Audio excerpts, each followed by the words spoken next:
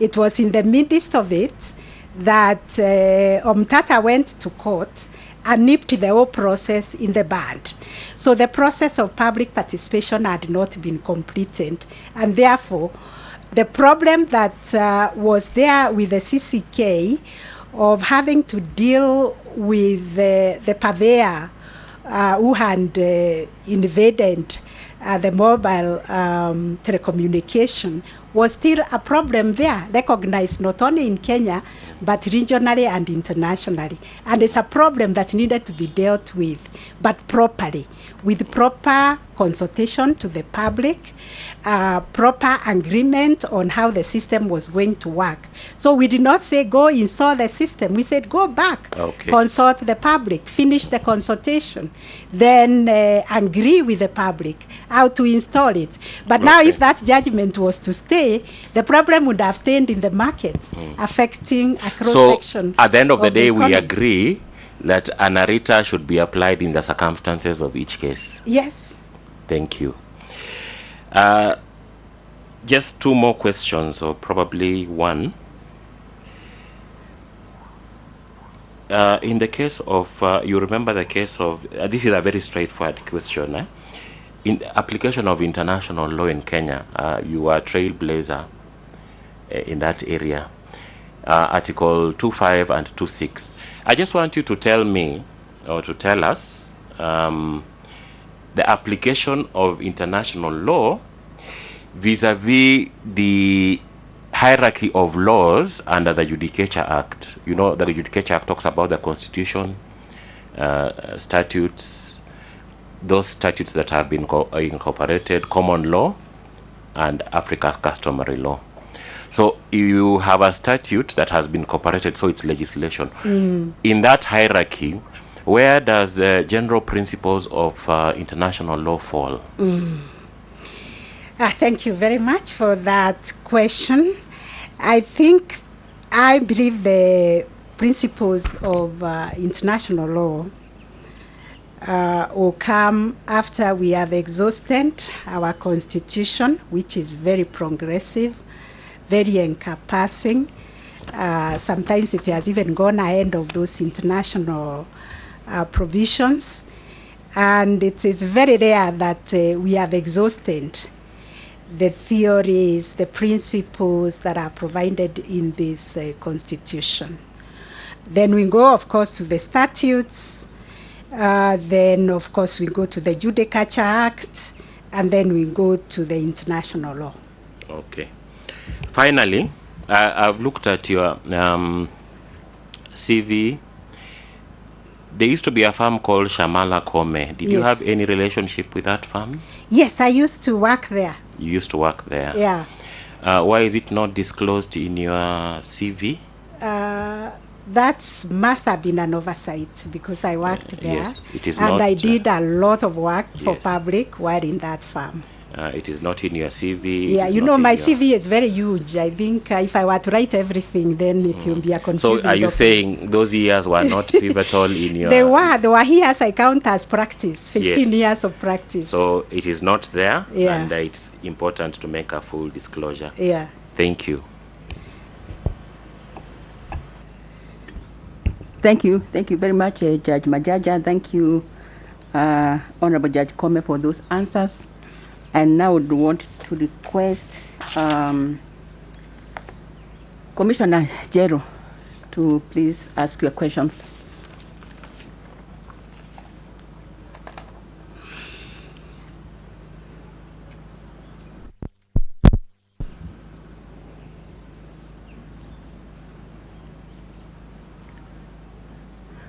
The microphone, please.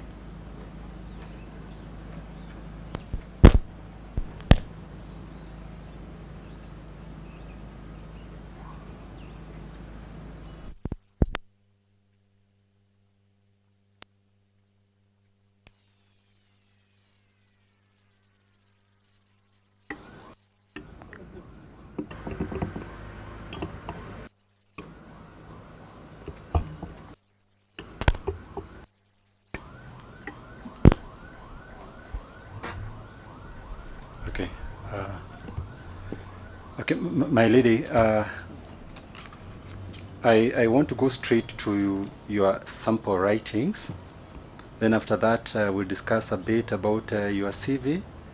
So generally, my questions will revolve around that I can understand your legal philosophy and generally what guides your decision-making process.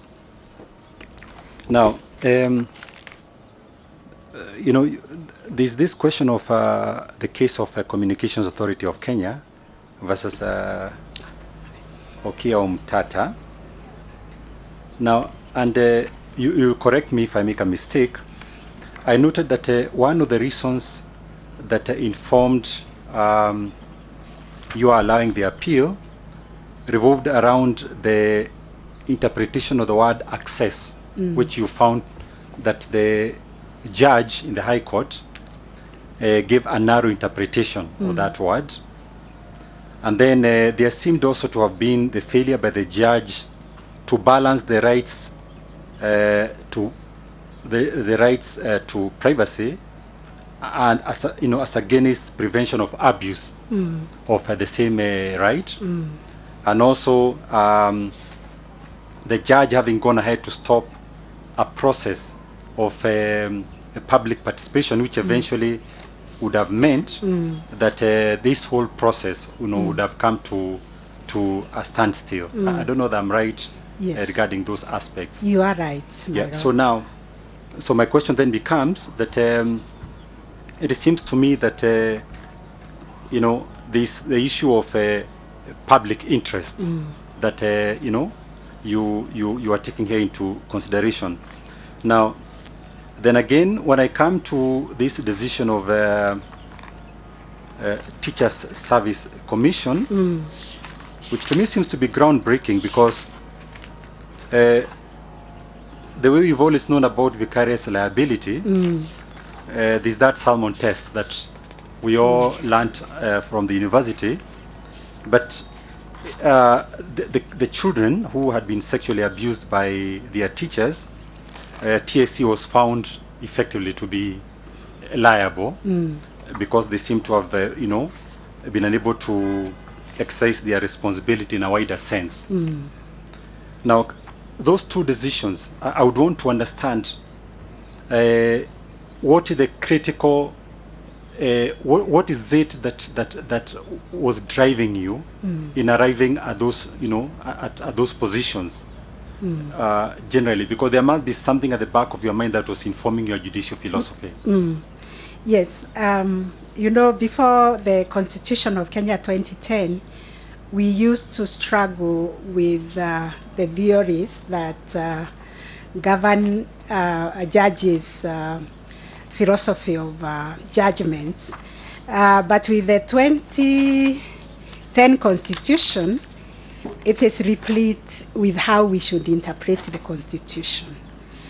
To breathe life to the Constitution, to give value to the value, to enhance the values that are given in the Constitution, to promote and protect the rule of law, to promote and protect the human rights of Kenyans. So the two decisions and public interest connotation, but differently. This is the Communications Authority that has the mandate of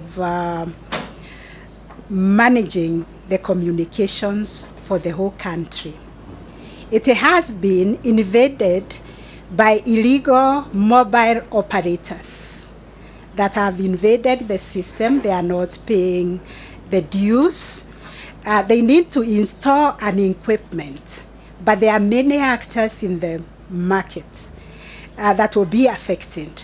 So they start the process of consultation for everybody to understand this DMS is actually supposed to nip the illegal purveyors of mobile communications. And they do consultations, they go on and on, but in the middle of it, before they finalize, they are taken to court. Or Communications Authority is installing something that to eavesdrop on our communication. And therefore now that becomes a case. And then the judge decided, yes, it has breached the privacy rights, therefore it cannot go on. Now, what remains on the table is a problem that is unresolved. These illegal surveyors are ranging, they are running wild all over. They cannot, communications authority cannot carry out its mandate. So this was really a matter of public interest to define the mandate of a body, because then if the body that is given the mandate to deal with the communication is stopped from doing its work, that affects very many people. It affects also the economy of the country, because then East Africa, there were problems with Kenya and its communications. Internationally, because there is some place where they merge, were also uncomfortable about Kenya. So Kenya was about to be isolated internationally. On the TSC case, it's a matter of protecting our children. When you have taken your child to school, you will not stay to look after your child. So when TSC has employed the teachers, and the teachers are the very ones that violate the children, then we cannot leave TSC scot-free. TSC was saying, look, we didn't commit the violation, we punished the teacher. But we went on to examine what systems has TSC put in place to make sure that children are protected from teachers. Is there a standard operating procedure and in the court? I mean in the classroom, to say, you teacher, you cannot touch a child, and if you touch a child, you lose your job. You know, and also empowering the children that no teacher has any authority, I mean, to touch you or to do anything like this to you. So we saw TSC has some regulations, but they have not even cascaded them to the schools to protect our children. Our children are left to the mercy of the teachers, and we found TSC vicarious. Okay, that's right. Now, then I've looked at this case of Ethics and Anti-Corruption Commission and Midland Finance and Securities Limited, where basically the respondent, again in the High Court, had sought to stop an audit that was being carried out by PwC. These are the Anglo-Leasing cases where the government thought that there was no value for money in excess of, I think, 4.9 million euros. That should be about 5.5 billion shillings or thereabouts. Now, but in your decision that you wrote, you are clear that that there was need to allow the process to continue of the audit, because in any event that was not going to determine, did not amount to determining the matter, and if the decision was to be allowed to stay as it was, in the High Court, it would essentially be prejudicial to, so to speak, public interest. Again, I'm not sure. Again, if you could explain further what was the reasoning behind your decision, so that I can understand your judicial philosophy. Yes, my judicial philosophy. Yeah, my lady, I think you're.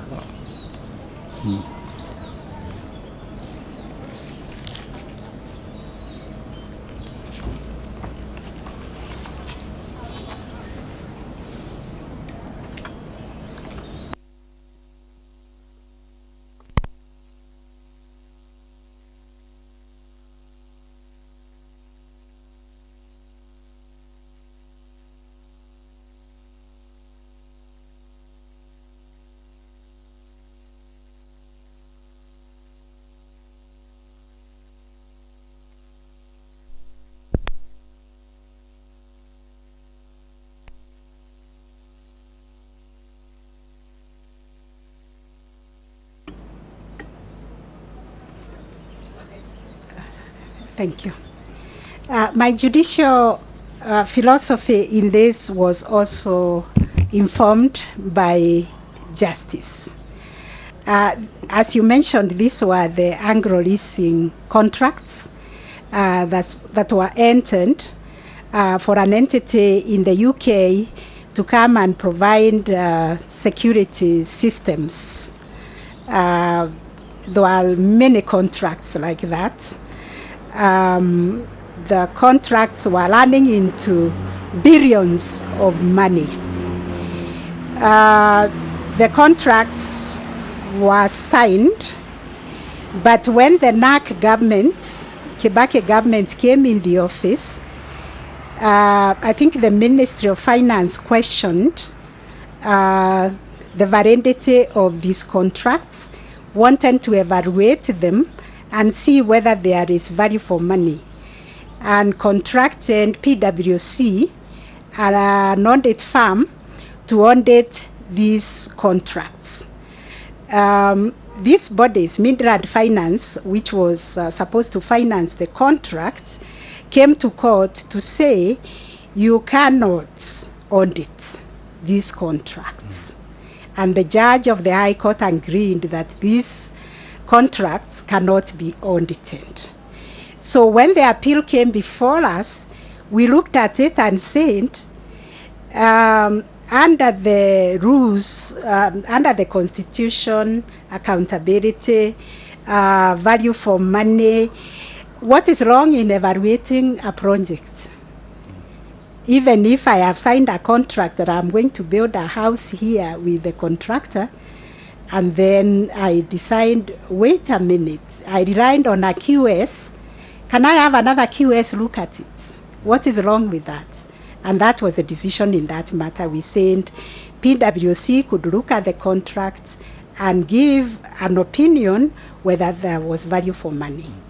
And finally, when it comes to your sample writings, I notice again this decision of Supernova Properties Limited, where the Mombasa court, actually, they had lost the title. Now, the party was claiming that it is their title, validly issued as far as you are concerned, but you looked at the matter differently and restored the Justice Tower to the public and the litigants generally, taking into account again the issue of the public interest. Now, how do you balance out the proprietary rights of an individual vis-a-vis those of the public when it comes to ownership to property?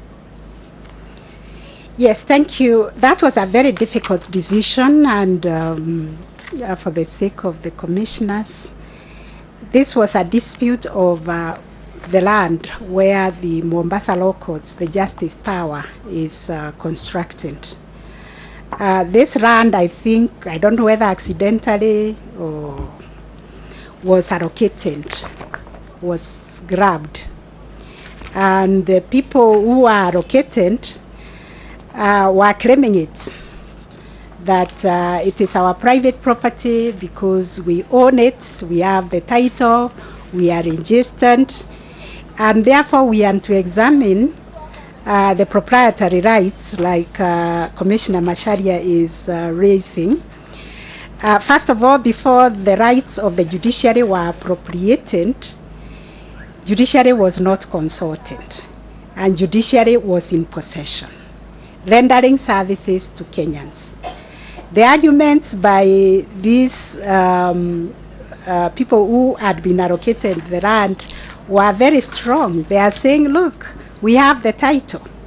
So the judgment is profound in the sense that it says, if a party is in occupation of a land, like judiciary was, and that land has to be appropriated by whoever, that body must be informed, and that body must give its consent. There was no consent by the judiciary. So whoever allocated the land, that was, I think, the registrar of lands or commissioner of lands, whoever it is, to these ROTs, it was wrongly allocated. If they suffered any damages as a result of that allocation, then I think their rights belong to civil matter. Is not, they had no right over that property. Okay. The Justice Tower is there. The Justice Tower is the temple of justice where Kenyans go to seek justice, and that's what we send in the judgment. Okay, thank you. Now, let me come to your ears in, say, basically working both as an advocate and as a judge, because sometimes it's what you've done that will speak mainly about who you are. Because in an interview, anybody can say anything, but we are more informed by somebody's past. And now, I remember you actually when I started practicing, and the Mother Koome I knew is the one who was, always out there with the Law Society, fighting, these issues. The second liberation, the issue of political rights and detainees and all that. Even demonstrations. In fact, that's the Mother Koome I remember. Yes. Before she became a judge. Now, I would want to understand what was motivating you into all this? Because there are many of us who are in private practice who prefer that this is somebody else's problem. I would want to understand for you, what exactly is it that was driving you into all this? Thank you, Commissioner Macharia. I think what was driving me was I was seeking justice. I was representing the public. Those were public interest matters. You remember during the one-party rule, the Kano government was crossing in to take over all the independent institutions. The judiciary was part of the executive. Maendeleo ya Wanawake, the major women's organization, had been appropriated. It was Kano Maendeleo ya Wanawake. The COTU, the workers' movement. The Kano government was trying to take the church, the NCCK, and the Catholic Church, but they were resisting vehemently. The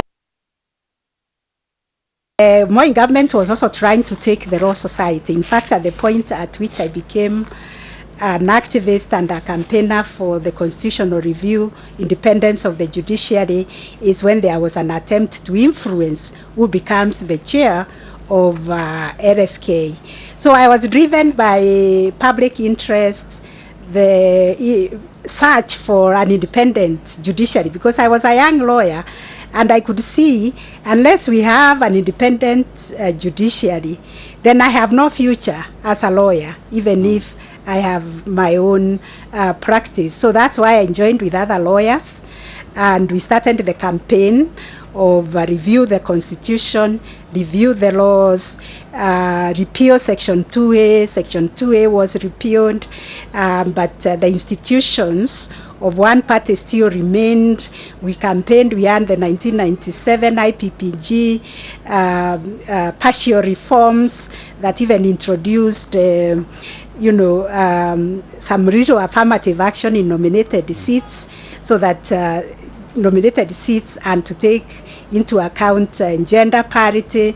It never happened. I remember myself on behalf of FINDA with Jean Kamau suing Moi, the president then, for not complying with constitutional amendment that required gender parity.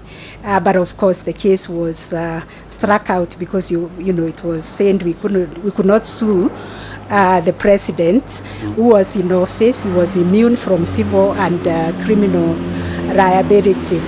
So this is work we did at the Law Society. FIDA also realizing my clients whom I was representing, because the firm where I worked when I was first admitted as an advocate, I was a junior associate, so the partners would not take cases for women. They were time consuming. The women had no money to pay, and they said these women they require a lot of emotional support. They cannot render them a shoulder to lean on. So those cases were thrown to me.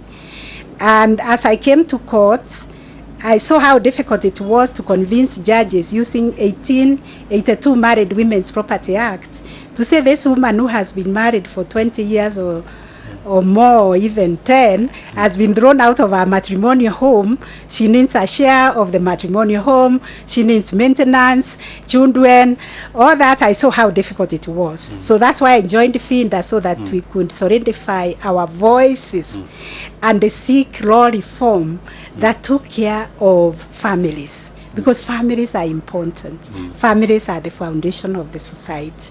So I've always been driven by the quest for justice. And whatever work I do is defined by the situation in which I am in. Whatever God puts in my hand, I try to do better. I try to be innovative.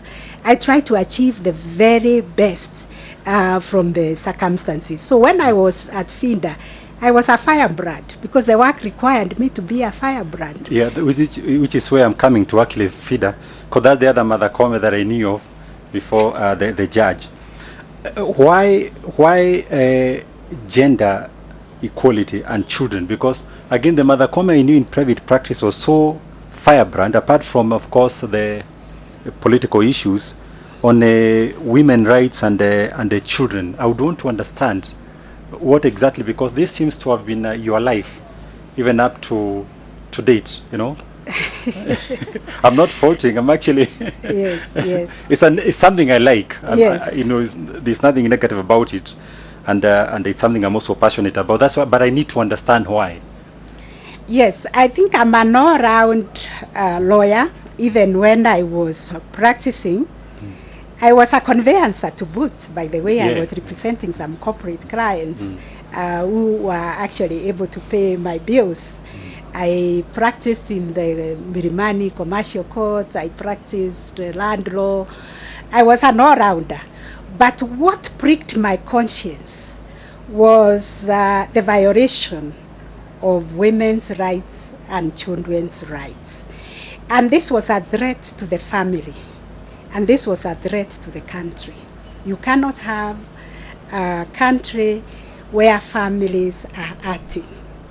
Because if you're okay at home, everything is working at home, even when you go to school, you will excel. Even when you go to do business, you will excel. But if there is skirmishes at home, there's no peace at home, there's no harmony at home, then you cannot thrive anywhere. I perceived women's rights and children's rights to be central to the family because they anchor the family. And I realized there is a big gap. For women, there were no laws completely. You know the raft of laws that have been enacted from the matrimonial properties, protection against domestic violence, matrimonial act, all those acts that have come were not there. We were relying on those English-owned registrations, and we used them, argued cases all the way to the Court of Appeal, and they became precedents to inform the future review of the laws. And children as well. Children's laws were scattered in 17 statutes before we came up with the Children Act.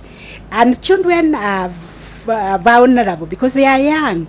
They don't speak for themselves. Somebody needs to speak for themselves, to speak for them. Today, we have this Constitution 2010, which is very progressive, but the Children Act has not even been reviewed and realigned with the Constitution 2010, but I'm proud to say the committee that was put together by the NCAJ, which is a body of this JSC, has worked on a draft children's bill, which is currently at the floor of Parliament for consideration. Okay. Yes. You are involved in Echaria versus Echaria? Yes, I was. Echaria was, Priscilla Echaria was my client. Yes. Yes. Now, and it went all the way to the Court of Appeal. Yes, I recall. And that's Yes. why I'm saying I remember that again when in a private practice. Yes. Now, what is your take home in that matter? Because, of course, it's one of the major cases that have been used again and again when it comes to issue of a matrimonial property. Yes, I think the Constitution and the Matrimonial Properties Act now have settled the issue completely. So we do not have to navigate the 1882 Married Women's Property Act, English registration, and presidents from outside the country. We are good with the law as it is. Yeah. It defines what is matrimonial property, what is direct and indirect contribution, because the ratio decidenda in Isharia case was a contribution, especially indirect contribution. Yeah. When a woman is married, say she is a housewife, but she is looking after children, she is doing household work at home, looking after the husband, supporting the husband and the children. When it comes to the division of the matrimonial property, what value can you give to those indirect contributions? So I think the law now is clear. So we won't go into the merits because those are ripe disputes. Yeah, yeah. Yes. Which brings me now to the question. Of course, if you become our Chief Justice, you are Chief Justice of all. But this issue of gender equality and children's rights, we seem to keep throwing it to the back burner. High-sounding statements, political statements and all that, but we don't seem to get it right. Now I'm wondering, as the leader of, the one to guide the jurisprudence development at the Supreme Court, the apex court, and generally also cascading it, within the entire judiciary, what steps would you take as our Chief Justice to ensure that, we're able to also use the law to resolve this issue? And I say this because we must accept that countries that have done very well when it comes to gender equality, they are doing very well, but we seem here to keep, struggling and fighting over it as if it's a bad thing. It's like we have to fight over it. And when I say gender equality, both ways, because again, we also don't want it to now move against men. But what would you do, finally, if you're given that opportunity to make sure that you're able to run with this agenda and we sort it out? Thank you. I think the law is established, and that's the first step. But as we know, laws are always not the panacea of all the problems that we have. We have a big problem in this country of creating awareness, informing people that this is the law. For instance, I wouldn't understand why somebody in 2021 would tell a daughter of a deceased person that she is not entitled to inherit the estate of the father. It is there in the Constitution, it's there in the law of succession. So we have our own cultural beliefs, cultural practices about what we perceive a woman to be. But this is all a matter of education. We will get there. The cream will come on top. Because we will get there. It's a matter of campaigns, and I see we have a good entry point to do that through the Court Users Committee, which is a multi-institutional stakeholder body, involves everybody. For instance, when I was in Kitale, we had so many problems of child abuse. And the court users decided we cannot stay downstream waiting for children to be defiant and cases to come to court for the court to sentence these people to 20 years. Because when you go to jail, you find the majority of the convicts are sexual offenses. So that court user committee of Kitale Law Courts decided we are going to do a public education campaign. I was the chair of that court user committee, but I never went to any of those barasas. But they went to the chief's barasas, they went to the local radio to explain to people, here is the Sexual Offences Act. This is what it provides. It's a very serious act. If you listen to those radios, they were using very good examples. They were saying, if you go and violate somebody's daughter, you will suffer the consequences of the man who went to milk an elephant. So when you use those terminologies, you now reach out to the people for them to understand what it is, what does it mean to milk an elephant. You will actually die, you won't leave the place. So that is what it means to violate a girl, to violate a child. But my lady, my only concern is that being a patriarchal society, which you also mentioned, you find that it's your judges who, when they're interpreting the law, will also be informed by the same prejudices. in interpreting the law, they come up with the same prejudices that, you know, they are customary and, you know, their background, their history. So which is why I'm trying to understand what would you now be able to do, even so that even when the interpretation of the law is being done, is done in a way that is also able to promote the same principles of gender equality and Yes. protection of the vulnerable, particularly the children. Yes, I think when I'm CJ, the colloquiums, we will spend some time to get judicial officers understand what is required of us by the Constitution when you are making a decision. Your personal beliefs, your cultural beliefs, your religious beliefs, your own attitudes, you have to put them completely in the back burner. You just have to embrace the Constitution. Give interpretation of the values that are provided for in the Constitution. Give the meaning of the law as it is. It doesn't matter who you are. And then the rest, those who have received that judgment will grapple with it to see how to implement it. Okay. Then Now- that becomes another stage Yeah. where we still go back to the court user committee to explain to people, you know, that if it's a judgment of the court, you have to appeal if you're not happy with it. If you appeal, you lose, then you have to live with it. Yeah. Now, I want to spend my last few minutes on matters now that relate directly to administration issues, administration of justice within the courts, because it affects lawyers and, of course, by extension, the people that they represent. Because lawyers generally don't represent themselves, they are representing members of the public. Now, you mentioned about Kitale, where you went and the court was not functioning for about a year. And then you went there and, of course, you know, you resolved the issue, which is a good thing. And this has not been uncommon. I remember there was a time when the same problem was there in Eldoret.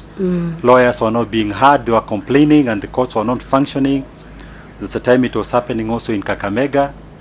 So different parts. Now, how does a Chief Justice responsible for managing the institution allow a problem to simmer for a year, which is not just affecting the lawyers, but also affecting members of the public who need to access justice?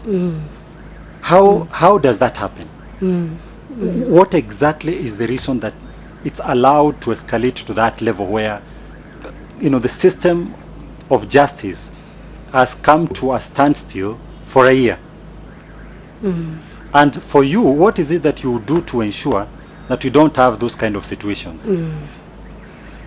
Yes, that is a very far-reaching question on the administration of justice and the relationship between the stakeholders, the bar, and the bench. I think modern management of the courts that are now well run by the principal judge for the High Court and for the courts of equal status, the end of the station. You know, I see now a better structure than prior to, you know, the reforms in the judiciary that would respond, I think, faster when there is a stalemate like it was in Kitale. Knowing how proactive even our acting Chief Justice has been, a problem like this will not even last a week before she has addressed it. My lady has been quite at hand to deal with it. This is a problem that should not be around to pester. Immediately it is brought to my attention. If I am Chief Justice, I would address it and find a lasting solution to it. The lawyers there were unhappy with the judge who was there. So that is a matter really to sort out quickly. It didn't have to wait for me to be sent there a year down the line. I could have been sent earlier. So that's another, you know, a style of management. When you have a complaints office, you don't expand the complaints office. You deal with the complaints as they come, you know. Then you don't have to be overwhelmed, and you don't have to clog the system with the complaints. Deal with them as they come. Yeah, I agree. At least currently things are working better. Yeah. Now, there was an issue that was raised by Commissioner Warsame, where during your time as judges you are few and you'd be able, the output was much bigger, which is true, because even I have now practiced for that years, and when I compare when the judges were fewer, things seem to be moving than now that we have many judges now. And he addressed the issue of, say, for instance, of a commercial division.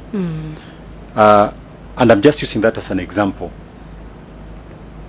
Now, would you think that sometimes when it comes to the deploying of resources, putting judges where they are best utilized, where you pick a judge who may not be very good, who may be very good in family law matters or in criminal, but not good in in commercial matters, not being able to optimally use the resources that we have. Now, would you think that has contributed to the problem? And if it has, what steps would you take when it comes now to deploying of your resources so that you're able to be optimal in terms of making sure that things are able to move a little bit faster? Yes. Litigation has also increased, Honorable Commissioner, as opposed to pre-2020 because of the new rights that have been introduced in the Constitution. But there is something I've not been able to understand, whether also the land disputes have increased, because we used to deal with them together. And they were not that dominant. They didn't, to me, look like they are the ones bothering me. In fact, what was bothering me was the criminal cases, because I had to do the murder cases and all the appeals, the criminal appeals coming from all the magistrates' courts in Nakuru. But when civil matters were concerned, so there is something we need to look into deeply, and this docket allocation and the methods we are using for work. When we evaluated ourselves as the Court of Appeal, we also found that we write very long judgments, very long rulings.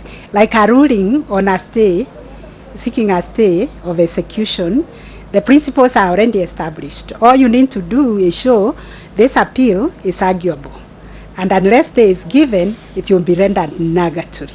Do I need to write 5 pages on that?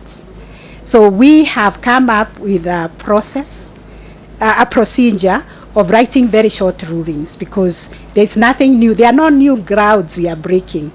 And out of 100 matters that our judge is doing, probably one may be a groundbreaking where you write a long judgment. The rest are mundane things. Mundane things. So those are things we need to look at and see whether we are spending more time writing very long judgments which are not necessary. Whether everybody has their own docket or the cases are just moving on a conveyor belt, so that there is ownership and individual accountability. Kenyans want to know the value for money. The employers, we have all these privileges. At the end of the day, they want to know, and even me, I want to know, the Chief Justice wants to know, what have I done for today? Am I entitled to this salary I earn? Am I entitled to this car that I drive? Individual accountability. And that will go a long way for people to understand accountability. Yeah, but also, my lady, I agree with everything you said. Wouldn't it also be better, because we know judges who are very good in commercial matters, then they are taken to criminal division, or criminal division, they are very good at that, they are taken to commercial law division. Wouldn't it be better also to put somebody where their skills will be better utilized, instead of putting them somewhere where they're going to struggle? I agree with that entirely, because like a judge who knows, family law and likes it, has no issues, you better leave them in the family law, they'll be faster. Somebody who is good at commercial law, it is called matching talents, and I think it's the modern way of management. You match people's talents and put them where their output will be greatest. Yeah, which brings me now to the next issue of transfers. Yes.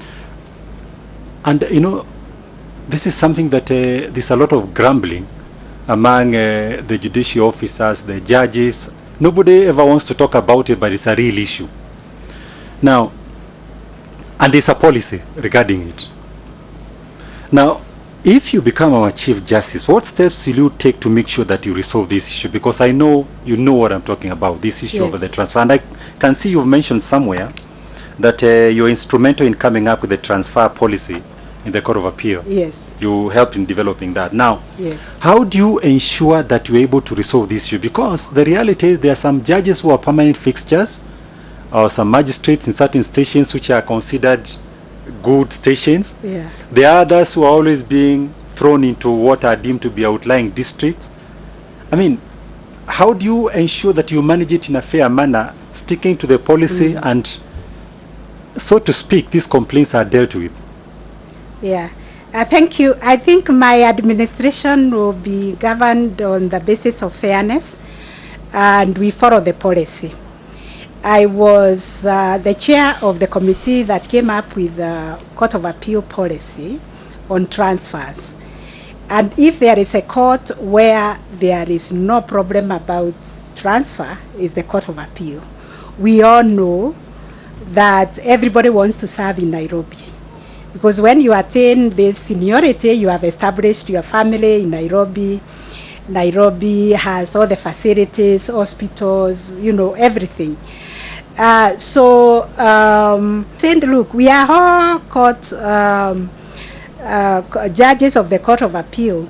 None is lesser than the other one. So we'll do rotation. You will go serve in Nyeri, in Kisumu, and Mombasa for 2 years. Those who are serving outside will come to Nairobi. Those who are in Nairobi will go outside. And it has worked very well. There are no squabbling. For the others, judicial staff, judicial officers and judges, the policy must be followed so that we bring predictability, we bring equality in the way we serve, that nobody is being favored, everybody is being treated equally. Yeah, my last two questions, which are combined together because of time. Yes. I would want to deal with the issue of ICT. Yes. Because, you know, yes, there has been steps made, but we all agree that what we have now is auto manual. It's not really a proper automation. Accessing the system, lawyers cannot even be able to print receipts. There are a lot of challenges and we are fighting over it. But we can't go back to manual. We want to keep moving. I need you to explain what steps you take if you become our next Chief Justice to at least start moving towards resolving this issue so that we are completely automated. It has become a tired story, you know, where everybody talks about automation. We are doing it, but in reality there are serious challenges which are also affecting our access to justice. I would need you to deal with that. Then secondly, which is my final issue, ensuring fairness amongst all in the staff, I mean everybody within the judiciary. And I'm talking specifically about, because these are things that also they're grumbling about, say for instance, a Chief Justice who comes, they start favoring their own, you know, community-wise. You know, we are also a country that is that has to keep grappling with the issue of tribalism. I would want to know, how do you deal with that, so that if you are the Chief Justice, you are Chief Justice of all, and even the staff know that Mother Koome is our leader, and regardless of where I come from, it doesn't matter. I will need you to address those two issues. Okay. Yes, the issue of ICT, I agree with you, is very important. I've been in this judiciary for 18 years now. And since I joined, we were to embrace technology so that ICT becomes an enabler, because it plays a very key role in especially record keeping. One thing that we should never lose is the fact that COVID-19 brought with it digitization. Because this program has been on. I go to Nyeri, I find cables are arranged all over. There are speaker phones on the table. but they don't speak. They don't record anything. A contractor was given money to lay the cabling, to put the speakers. They never worked. He took the money and he went. So that was a Brightened project. When you start another one, we had a room here transmitting live proceedings, connecting with the courts. It also died.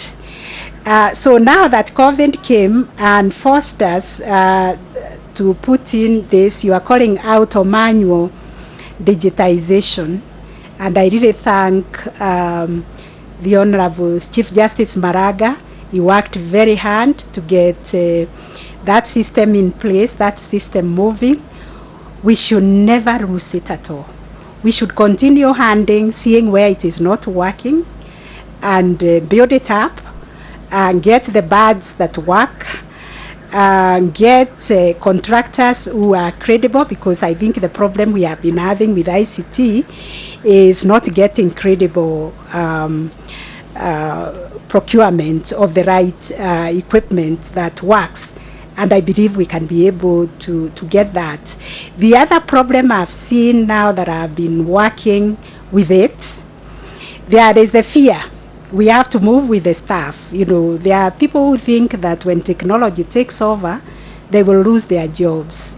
But the Court of Appeal has been able to assure everybody that we are retraining them. We are retraining them now to record the proceedings. Because even with a rudimentary mobile phone, you can be able to record. And when we started, Commissioner Masaria, you'll be surprised, it was very rudimentary. COVID came, we were told work from home. Urgent matters have been filed. So the registrar worked very hard. The registrar of the Court of Appeal, Mr. Selem, never rested for like 3 months. He was coming to court every day to see how the court can keep going. You would send us all the urgent applications or matters that have been filed with our emails, individual emails. When we started, we were actually communicating on our WhatsApp. We get the three of us, the bench that has been constituted. We discuss the matter on WhatsApp, and we agree, we do the ruling, and the ruling is issued. We moved to Zoom. We worked with the Zoom. Now we are on GoToMeetings. GoToMeetings is able to record even our proceedings, because when I'm Chief Justice, one thing that we should stop is recording proceedings with our hand, because we have to protect the credibility of our data, and we are courts of record. These records, which will be taken maybe all the way from the magistrate's court, sometimes all the way to the Supreme Court, is what the judicial officer or the judge recorded with their hand. And sometimes you get tired, you can fall asleep, you can gibberish some things which nobody can decipher, proceedings which really don't make sense. So we must own on to this with our teeth, if it means owning it with our teeth, until we digitize the judiciary. And it is possible. Yeah. Even the problems we are having, those are teething problems that we should constantly address.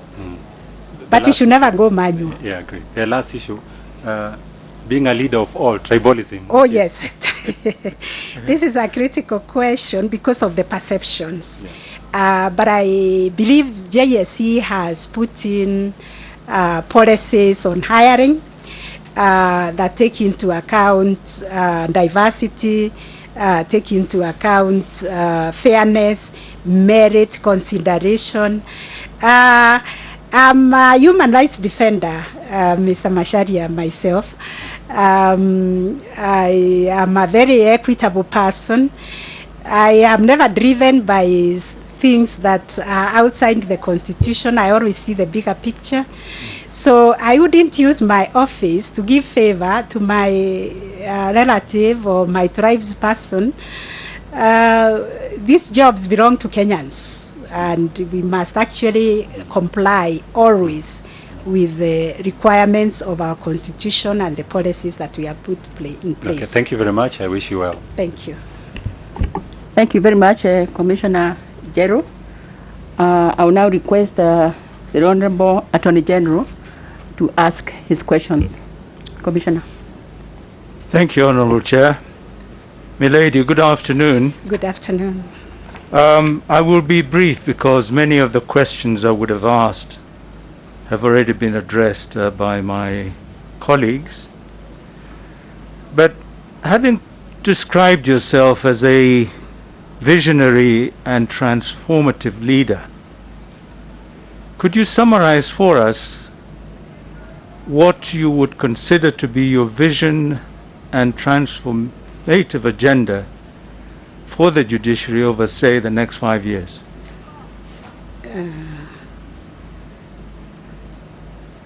Yes, thank you very much. When I was preparing for this interview, I read the JTF, I read the SJT, I read the Sonja reports, and I really recommend the tremendous work that has been done in transforming the judiciary. First of all, looking at this constitution, it requires a reform-oriented Chief Justice who will be able to carry on that transformative agenda, that foundation that was reigned by Chief Justice Willy Mutunga and has been trajected to the building blocks that Chief Justice Maraga has put in place. So my transformative agenda is to carry on with those transformation to fruition, because we know how delicate the judiciary is right now. We are at a trajectory where we can lose everything and slide back to where we were unless the reform agenda is pushed to another level. So I will begin with the evaluation of what has already been done. But one thing that cuts across and which still would remain the theme of my visionary transformative agenda would be to ensure that we have an independent judiciary that is expeditious in the disposal of cases, and that is sensitive to the Kenyans whom we serve. That is that centers the delivery of justice to the Kenyans. So the same objectives would remain. That is access to justice. First of all, ask myself, is justice accessible? We are talking of mediation as a forum, alternative justice system. We are talking about working with the counties and other stakeholders and identifying whether we need to build more courts, because we don't just build a court. As a judiciary, you have to engage the stakeholders and see whether there is need. When I looked at those two strategic plans, the average distance for a Kenyan to access a court is 175 kilometers. I would work hard to reduce it to maybe 100 kilometers in the next 5 years, and this is possible working with other stakeholders. Then, of course, ensuring also the increment of the human resource capital register. I think I mentioned that it is low, it is 56%. Perhaps in the next 5 years, bring it to 75%, the staffing of the judiciary, so that we can deliver justice. There are many projects that are incomplete infrastructural needs. I think even where we are seated, we all appreciate that the Supreme Court, the Court of Appeal, should be not what it is. I remember, I think 2 years ago, His Excellency the President came here during the State of Nation address, and he was embarrassed to see where the judges sit in this building. I remember him offering even the KICC as a premises for us to use. But consulting stakeholders, this commission, I think we have a very nice area here where we can build a very nice, vibrant, extend the facility here. So I've identified also infrastructure, and I've also identified resource mobilization, how to fast track the judiciary fund. I am a very good fundraiser.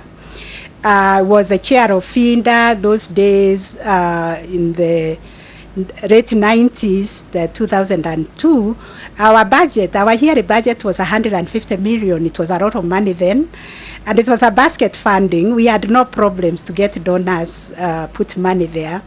So this one, when you show them the deliverables, development partners, and you tell them this is our objective, to make justice accessible, to protect the rule of law, to coordinate the entire justice sector, and Kenya will be safe and free for all to live and realize their potential, and get a strong office that can also write grants, So we can get money in the consolidated fund, we can work with the counties to build the courts. And then ICT, of course, is central to all this, get good procurement systems in place, and an audit for money for value. Especially accountability is very critical. If you cannot show value for money, then that's why you get the push and pull. Basically, my vision would be to continue with the transformation that is already on the ground and propel it to another level and strengthen the judiciary, so that when I'm leaving, my legacy is that there goes a judge who was really a defender of justice, who was really a builder of an independent institution that can stand all the time. Yes, thank you.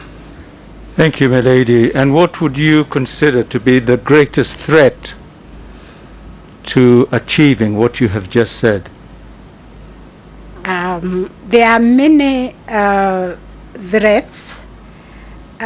First of all, this collaboration,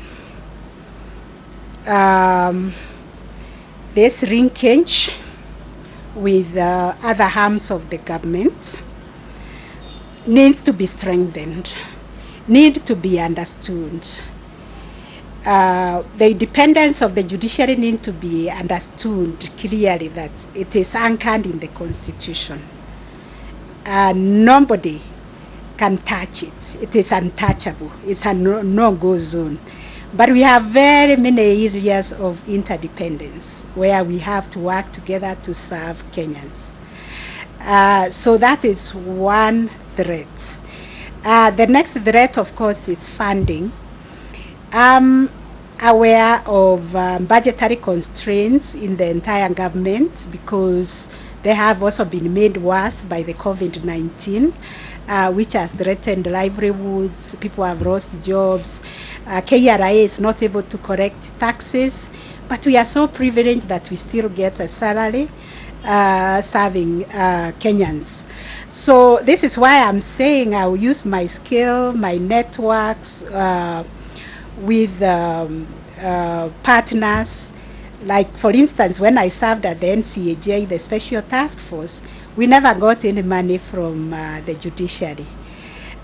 We drew our work plan, we identified the activities, we called UNICEF and INDLO and told them, there were already partners working with the judiciary, and told them these are the activities we need to do to return the report that is required of us and the work that is required of us in the 16 TORs. And UNICEF said anything touching on the protection of children we will do. The US Embassy, Department of Justice also came in and said we'll do the service weeks, go around this country and finish all the pending cases for children, because they are impinging on the well-being of the child they are touching on their human rights. So we went around and did service weeks, and So you fundraised? We yes. fundraised and did the work. Thank you.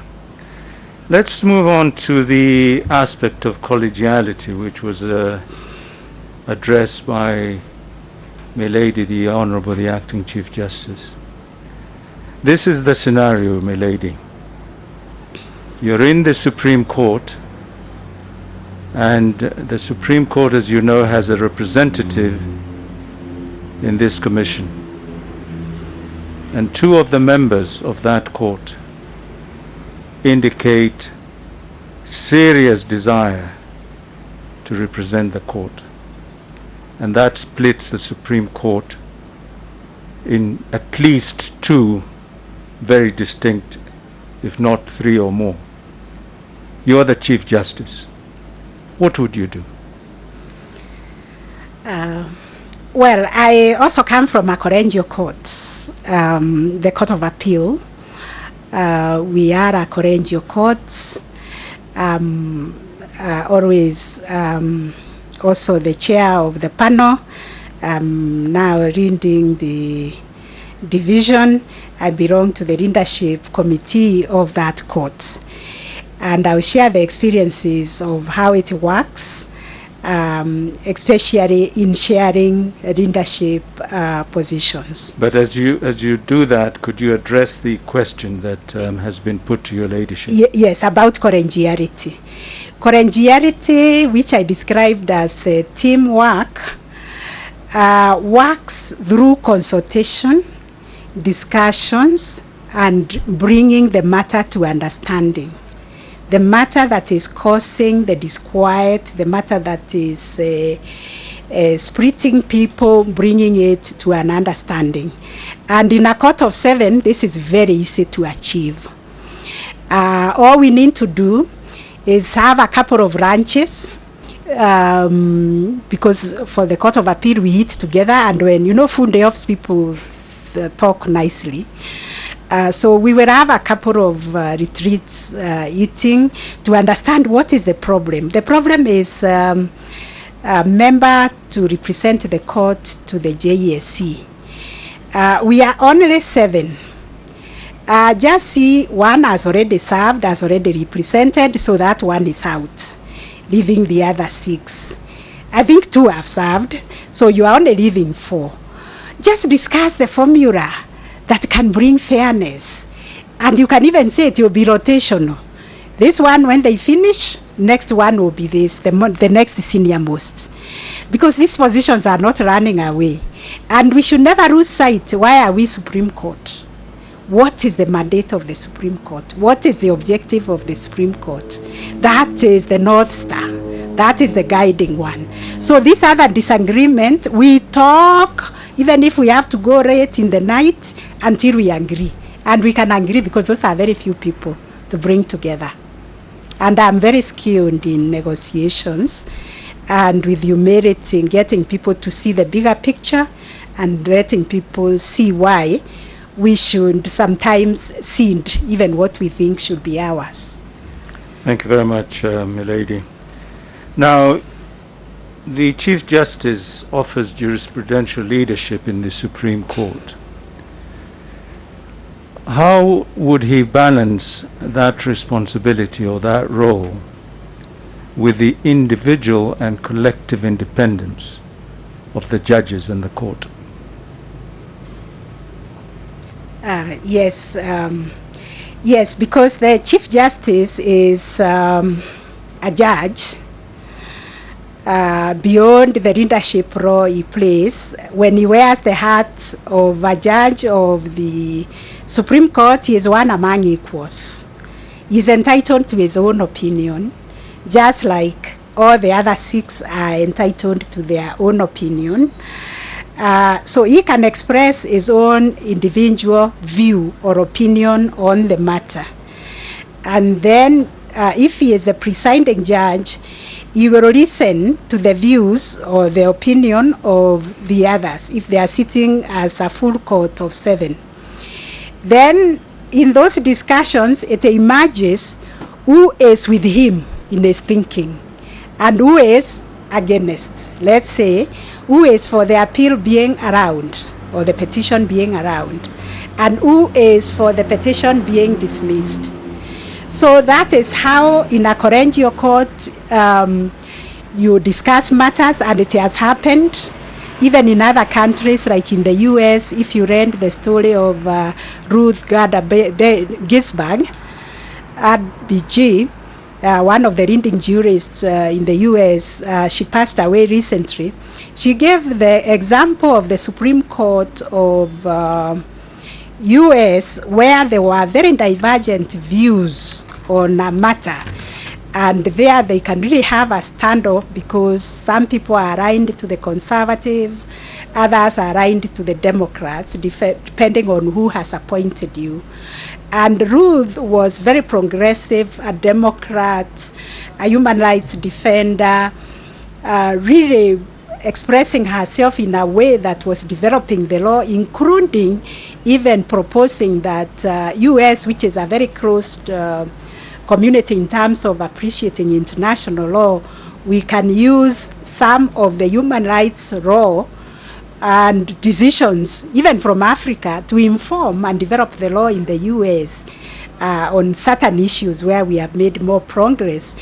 But she was able to work with judges who had very diverse opinion and backgrounds and views, because once you discuss in a Korengio setting, you actually realize there is more that brings you together than what divides you.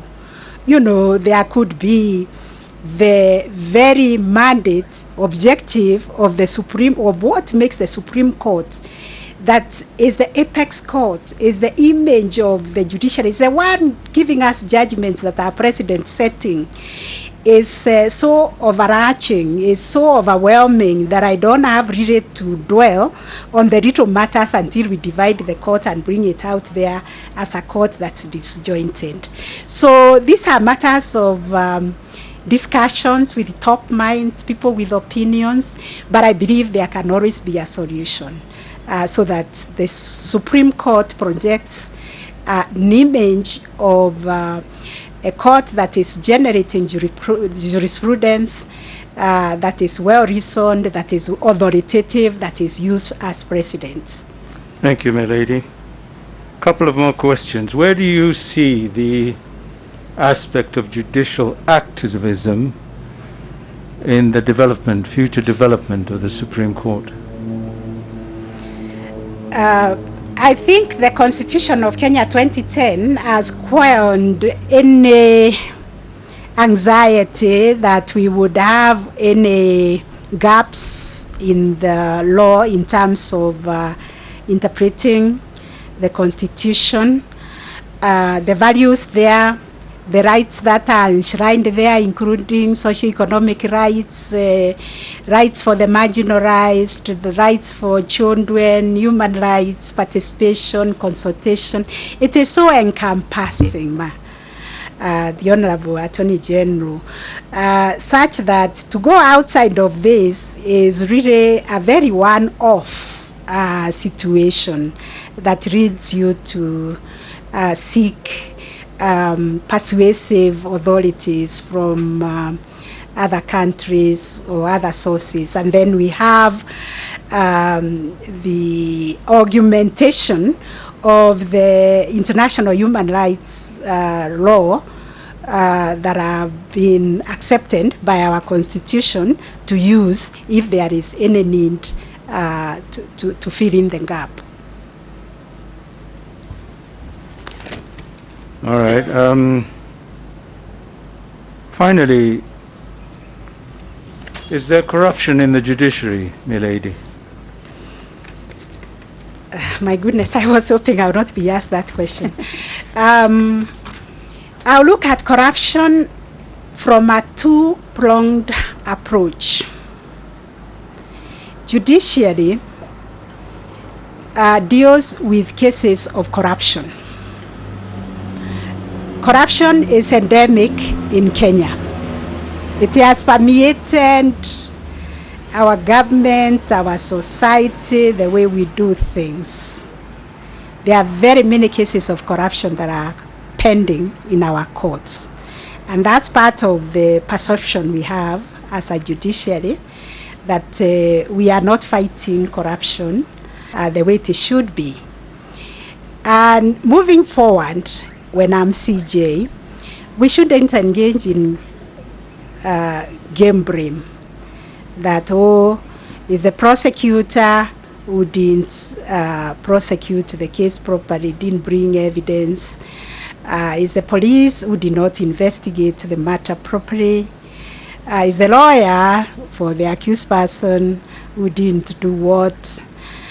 And this is why NCAJ was formed, so that you look at the administration of justice and see where the challenges are. And the challenge that I will see is the fight against corruption. And when minds come together, there is always a solution. And the example I will use is determining election dispute cases. They are determined timelessly. Within 6 months, we complete them. Because all the actors come together, decide this the period of election. Courts, we train the people who will deal with the petitions. We put in a committee that monitors on a daily basis what is happening. If there is a problem, and my own Judge Majanja, I think, is one of our leading experts in those committees in monitoring the progression of election disputes. So we have expertise which we can use to help us come up with a system of case management of corruption cases, so that they are finalized within a reasonable time. The same committee like the election petitions can be put regarding corruption matters to fast track all of them and see if there is one which is having complications or delays, what is the problem, address the problem and let it move. That way, those cases that are pending there will be finalized within a reasonable time. Money will be released to the economy so that it can do what it is supposed to do. Then you talk of corruption, which is judicial officers, judges, judiciary staff, magistrates corrupt. Now, I can only talk for myself, but the perception out there is that we are corrupt also. We take bribes, which is a very serious indictment, because systems can be put in place to nip this in the bud. If there are people who are moving around corrupting judicial officers, we have systems and structures that can be able to take care of that.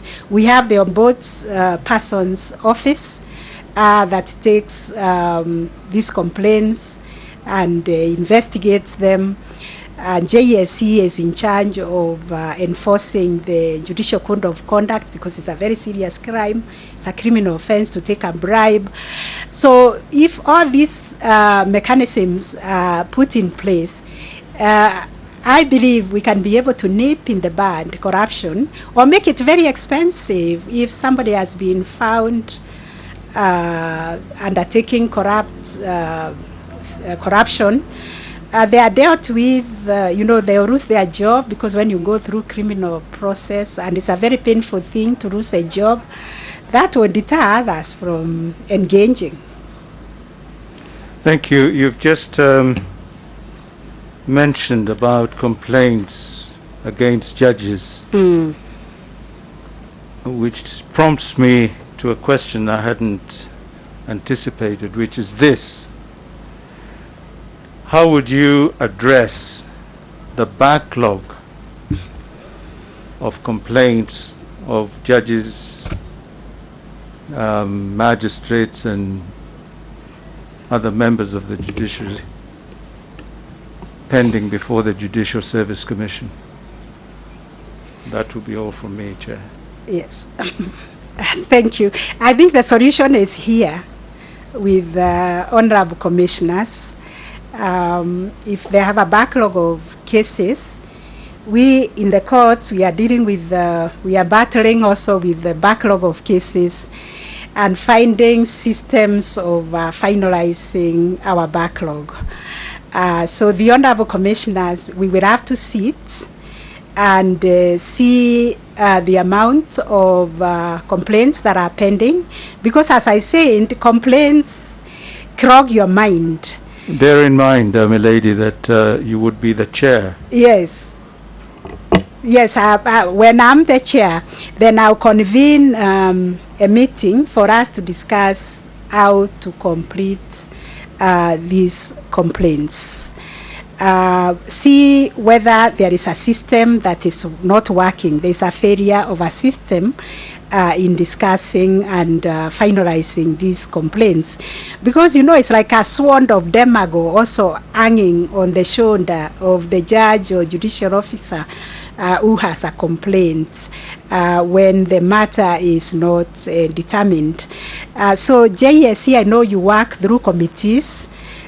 See whether the committee is not finding enough time to deal with the problems, and give them more time, maybe give them like 2 weeks. They work rapidly, like a service week, to finish all the complaints that are pending, because it is not good to keep complaints pending forever. Most obliged, Your Ladyship. Thank you, Chair. Thank you very much, Commissioner, Honorable AG. I will now request Commissioner Gishohi to ask questions.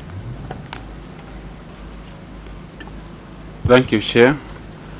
Good afternoon, Honorable Judge. Good afternoon, sir. Yeah, I want us to look at something a bit different now. And before I go to it, something that has been going in my mind right from the beginning. Chief Justice of the Republic of Kenya, he talked a lot about Supreme Court, High Court, magistrates. I'm interested in small claims courts, where most of us, most Kenyans actually meet the judicial system.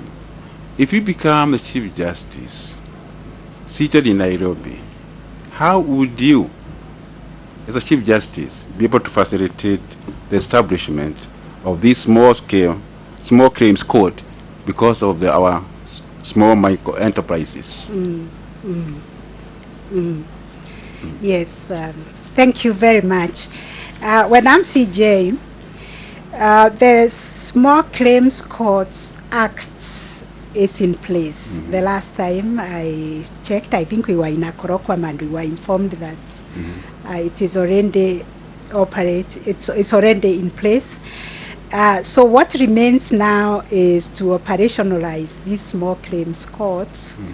And I think a survey was done, if I'm not wrong, of where they ought to be opened. Again, budgetary constraints.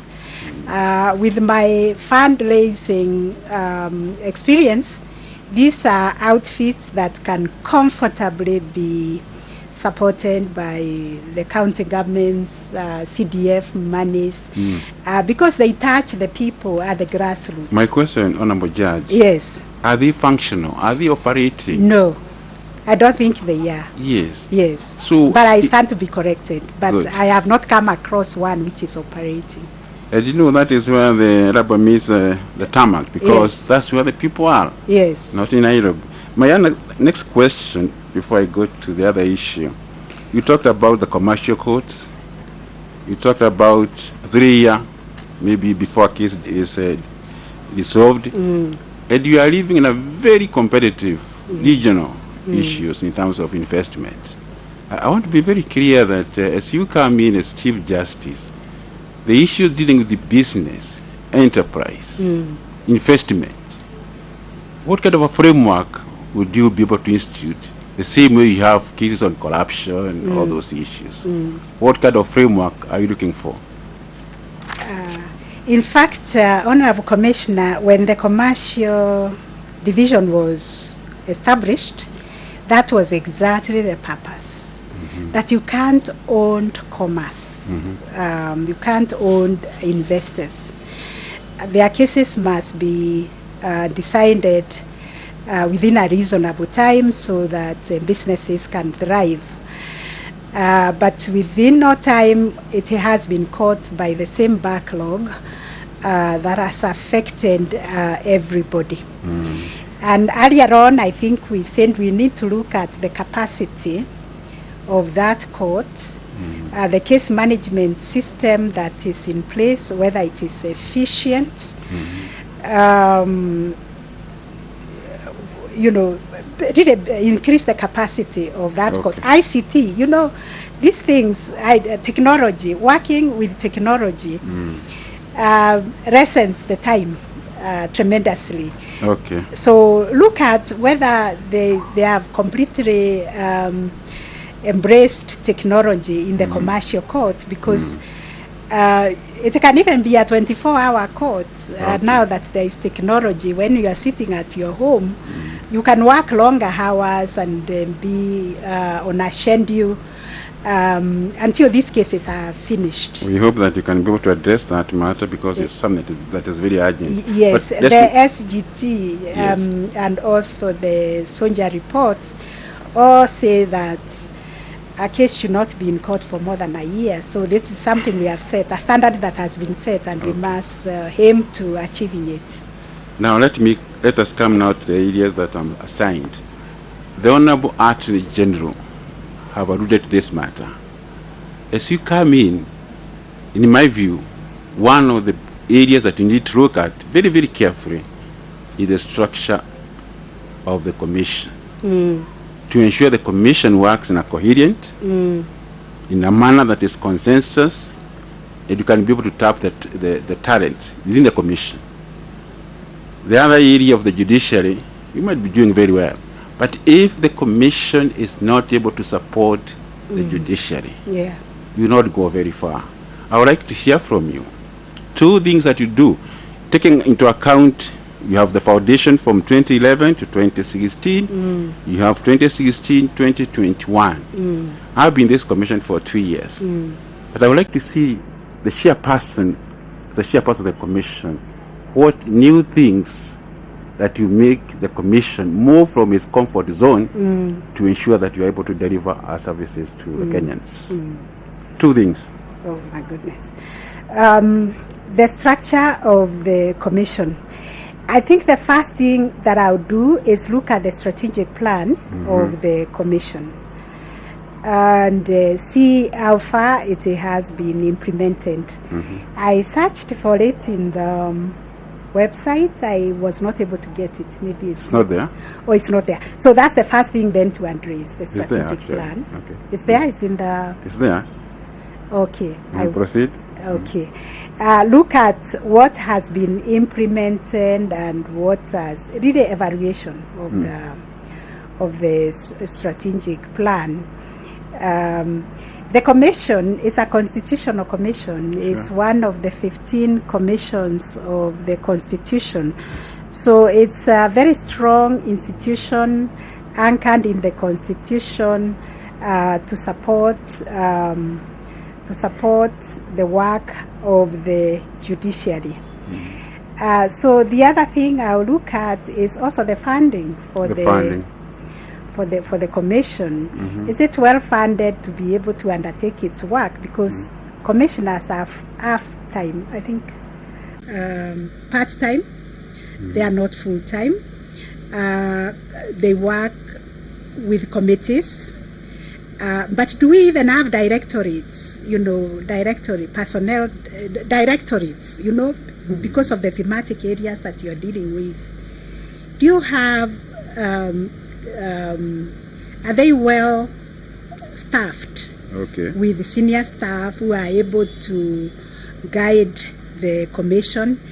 The few instances where I've interacted with cases from the commission, I've been able to see through the shortage of, like, the legal department. The legal department ensuring when there are disciplinary cases that have been scheduled for hearing before the committee, that there is compliance with all the requirements under the Judicial Service Act, the Fair Administration Act, and the Employment Act. Okay. Yeah, so I think there is a gap that I'll look into strengthening the legal department. Okay. Yes. That's good enough. Still on the same matter, you look at I've looked at your papers, properly grounded on most of the issues. I looked at what you have written. I've looked at what you have said. You focus more on judges, magistrates. You have a population of your staff, 85% are not a judicial officer. They are basically your support staff. And I see that in 2012, 2011, 2013, you are the chairperson of the Association of Kenya Magistrates and Judges. And you did recommend some things to be done. But it appears the staff don't seem to have somebody to look at their matters. Now, as a chairperson of the commission, and this is the key staff that are supposed to support the judges, the magistrates.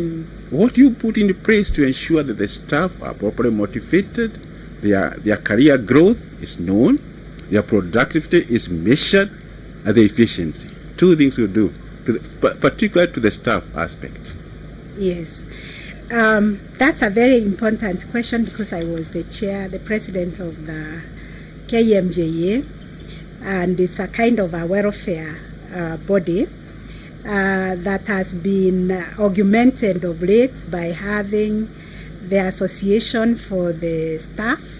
They now have their association, they are organized, they bring their issues as one, and then the KMJA that incorporates the judges, the magistrates, and the caddies also bring their issues to the table. We have the human resource department, and we have the training at JTI. What I've perceived as a disconnect is the training. A coordinated approach to training that builds on the skills, that is targeted on perfecting the skills. And this is very difficult to achieve because the JTI is also under-resourced. It's under-capacitated. We shall come to GTI. Yes. Just remain focused on yes, training. So now when it comes to staff, wherever they are working, that is where the training should take place. Okay. Skills on the job. If I am a secretary in the Court of Appeal, now we have gone digital. How do I fit in the digital platforms to help the judges transcribe the proceedings? How do I enhance my career from here? It means I stop being a secretary, I become an administrative assistant, eventually I become a PA, that kind of a career progression.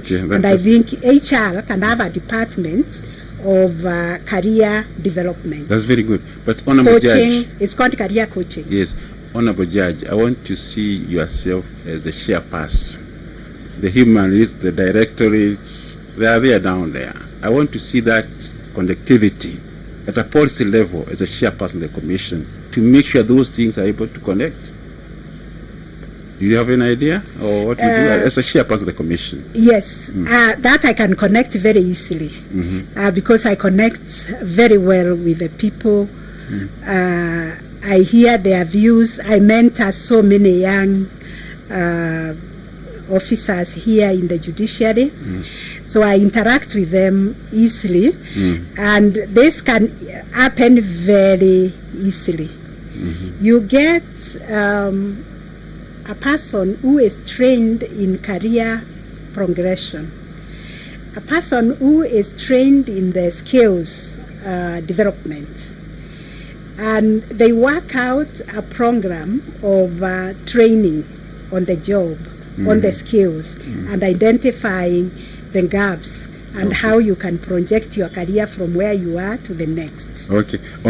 For the final question on that line of human resource, earlier on, Commissioner Machadi did ask you about tribalism, about those issues. Are you aware of a diversity policy of the Commission? And if you are aware of that policy, can you be able to lead that policy to Article 2, that 2 of the Constitution, in terms of the values of public service as far as diversity is concerned in all public institutions? Good. I hope there is, and it sounds very good, because it is one that can help the Commission attain the objectives that are set in the Constitution. So if it is there, I would make sure it is implemented. If it's not there, that we develop one. It is there, actually. It is there. So then we implement it so that we comply with the Constitution. Because one thing I'm very convinced about the judiciary is that it is easier to set standards from the judiciary than from other institutions. Okay. Let me finish off from that. I won't go now to the financial aspect. You talked about financial autonomy, because you can have all the other issues, but if you don't have the finances, you'll be in serious issues. I want you to talk a little bit about public-private partnership as it is the judiciary, taking into account that the judiciary is supposed to resolve disputes with those people that might be able to do partnership with them. Can you brief maybe in two areas that you'll be able to address for us to maximize on public-private partnership, both locally, nationally, and internationally? Yes, that's a very tricky, sensitive area, because we resolve disputes for Kenyans. We must always be seen to be impartial.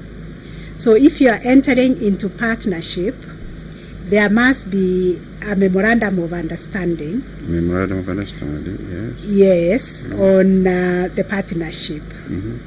When it comes to decision making and the independence of the judiciary, that is a no-go zone completely. If it is the county government of Nairobi, we are partnering so that we build a court for the people to access. I don't think the county of Nairobi expects that when they come to court they will be treated differently. No, Honorable Judge, you had a case where you had a court in one of the counties, and the court ruled against that county.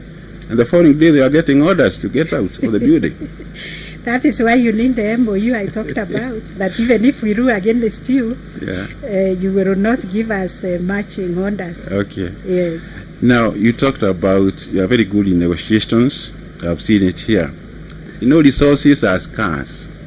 They are competing, everybody's competing for resources, including the executive, the legislature, and the Kenyans are paying for that in terms of taxation. If you get this position as Chief Justice, as chairperson of the Commission, at the head of this arm of government, I would like to hear from you, strategically, 3 key offices that you should be able to engage on that phone call that you say you need to call. 3. 3 offices. I think the Parliamentary Committee on Justice. Parliamentary Committee on Justice. Because they consider the estimates that have been sent for approval. The Treasury, that also does some work there, and even the executive, to explain to them the agenda, the agenda in delivery of justice, delivery of services. Honorable Judge, I'm talking about specific offices in those 2 arms of government. Okay. You talked about the legislature. Yeah. I can be able to accept the Committee on Legal Affairs. Yes. But there's another committee that is very key within that institutions. The one on allocation of funds. Okay. Then when it comes to the Treasury, you know, Treasury, start from the desk officer, you are the Chief Justice. I'll be talking to the Cabinet Secretary himself. Okay. I know him. We worked when we were developing the Children's Bill. The other side of the executive? The executive. I'll talk to His Excellency, the President himself. Okay. Yes. Very good. Very good. But I do hope that in those talks, you know, earlier on you talked about beauty contests. Yes. I hope this will not be a beauty contest. That is where we will lay the ground rules. Yes. And say we are serving Kenyans. Okay. So all of us, let us put our egos aside and let's just think about the Kenyan. No cameras. delivery of service. Okay. You also talked about the in terms of accountability, and I'm coming to the end. Yes. And you have this soldier or the state of judiciary that is made every November or March, Yes. with very good cameras and photographs, good statement. Where does that report end up? And what feedback do you get as soon as you finish that ceremony? Wow. I participated in State of Judiciary Report Forum. The law requires that it be given to the two speakers of the the two speakers of Parliament, the National Assembly and the Senate. Yes. It has far-reaching recommendations the last time I looked at it, like areas of law reforms, because judges, as they are doing their work, there are instances where they declare certain provisions of the law unconstitutional. So every soldier report has a catalogue of law amendments or law reform that is recommended. So they are given to the speaker. So I think what we need to do is whether to introduce another clause in the Judicial Service Act to say that the Speaker of Parliament, the Speakers of Parliament, will respond to those issues that are raised there within a certain period, or develop a mechanism of meeting to evaluate what each one of us is given. So we can call a meeting, like a workshop, to discuss the feedback, because every document like that must be evaluated. What did you do with the last one before we come to the next one? Okay. So we pick the issues that were needed to be implemented by the legislature, either Parliament or Senate, and then agree on the time frame when they are going to address them. Okay. So that is a forum that we can work with even before the law is amended. That can be introduced as a practice. So and for the years that report has been tabled or addressed, yes, as a judge of the Court of Appeal, judge of the High Court, as somebody interested with the judiciary, have you ever had a feedback from Parliament and on those reports? Not quite. Well, they will say in forums, they will bash the judiciary, and when I'm CJ, I will invite them and say, let us discuss these issues, let's find the way forward, because you can't keep problems simmering. Okay.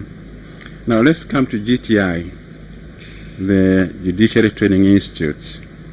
I have looked at Chapter 6 of the report of 2018 and 2019. Talked about training, development and capacity. In that particular report of 2019, I've seen a lot of seminars, a lot of retreats.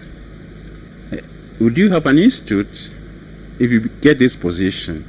I want to see how can you enhance that institute in terms of trying to develop very focused training and courses, both for judicial staff and judicial officers. And would you consider partnering with other similar government institutions that offer same courses? What would be your take on that? Yes. I agree with you that we need to evaluate JTI. It's a very critical institution for the judiciary. A lot of work was put to bring it to where it is, and it's one of the institutions we can never let go, because training cuts across. We need to sharpen our tools regularly for us to be effective. We need to keep learning. But the way it has operated is really very low in capacity. The way I see us operate is people come from all over. They are housed at School of Monetary Studies. They are bused to the institution, and food is also provided from another provider. So you are just coming there to use the room. So is it cost effective? Is it value for money? to have people there, or to build an institution that is boarding. I go to the JTI, I sleep there, I eat there, I attend the course there. So that is a major work for this commission, because training falls under the Judicial Service We are Commission. saying that, And Honorable then Judge. training No, on the Judge. ground. Yes, stop. Yes. Just 1 minute. You will be the chairperson of this commission. Yes. Everybody will be looking at you. Yes. I'm chairperson of the finance committee. Yeah, for the last 3 months. Yes. You be my chair. You want to make sure that that institute is up and going in the right manner. I don't know the position it is now. where Yes, they are. it is very easy to catapult the enhancement of the JTI, because we are lucky. One of our founder directors is the Honorable Attorney General, who is sitting here, and he knows the desire and the need for that institution to get us funding, maybe to buy that place from the owners, and to put up a real training institute that is going to cater for the needs of the judiciary. So I'm going to engage with him when I'm CJ. With the Honorable Attorney General. Yes, he knows it, and we will get funding to build it. Okay. And then cascade the training to the stations, The station. so that we are training people from skills that are needed for the work that is before them. Okay. So we hope that you'll be able to get the building up and going. Yes. I'm still on the commission. You are chairperson of the commission. If you come to those meetings of the commission, we literally close the market when you come to those offices. We literally close the ground floor when our share is coming. What will be your take in terms of finding a house, a place that the commission can be able to say, yes, this is the building that we can be able to work on? That is also possible with proper engagement with stakeholders. Judiciary has some parcels of land in this Nairobi, Yes. and the commission can build their offices in one of those spots. I just pointed at this garden. If a Karen. building can be put here Mm. to house part of the operations of the judiciary, Okay. and another plot somewhere, we can build offices for the commission. Okay. My final question, Chair. Communication. Yes. And I want you to address yourself in terms of strategy. If you don't tell a story, somebody else will tell a story. Yeah. You are the chairperson of the commission. What kind of communication strategy would you put in place to ensure that the commission is able to communicate with Kenyans? Yes. Again, the commission, in a participatory manner, will develop, I'll lead them into developing a communication strategy that clearly explains the chains of command, who communicates on behalf of the commission, and what needs to be communicated. So that will be a participatory exercise by the commission to identify their own communication strategy. Okay. Thank you, Chair. Thank you, Judge. Thank you very much, Commissioner Gishohi. Thank you, Judge Koome, for those answers. I now request Honorable Felix Koskei to ask his questions. Thank you, Chair. Good afternoon, Judge. Good afternoon, sir. Yeah, majority of my questions have been asked and you have answered. Thank you for the answers. I wanted only to get to know, because you've given us a proposal of what you are planning to come and do, which I agree with you entirely. But you gave us everything, a basket full of proposals. I want you to pick 3 in terms of priority, the areas that you will come quickly and look at. The 3, because you know, as much as you want to do all those that you have proposed, which is very good, there is limited resources. So I want you to prioritize what you really want to come in and do in the first instance. First three, and why.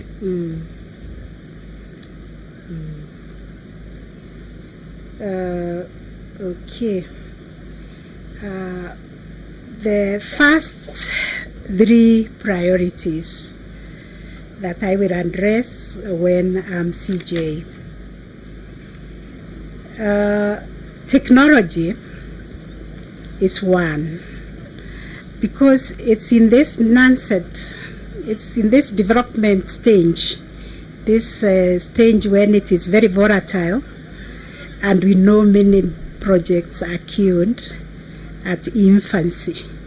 Try to breathe life to this technology that has now taken root, that Chief Justice Mbaraga worked so hard to put in place, worked so hard to support it.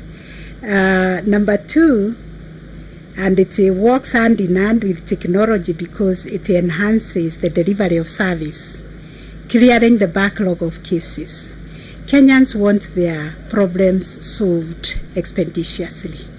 So what I will come in focused on is this multi-door approach that has already opened. Make sure that it is operationalized. Court-annexed mediation, alternative justice systems, ADL, and working with stakeholders. And when I talk about working with stakeholders, it's because I worked with them. When I was at FINDA, we were representing so many litigants who are pro bono. They couldn't afford legal services, but when they came, we taught them self-representation and communication. Most of them went and discussed their own cases, called the Mzee wa Nyumba Kumi. They discussed them and they finalized them. So that is another area that I'll focus. And then I'll focus on this operationalization of the Judiciary Fund, because we really need funds. Thank you, Judge. Now, as an insider, and perhaps you have come across audit reports that are generated every other year, there are very serious problems when it comes to some units or departments in judiciary. One area that you have even mentioned is stall projects, project implementation, project management, project conceptualization, which you have rightly said that there are several that have stalled, there are several that have been paid, but the contractors are unable to complete them.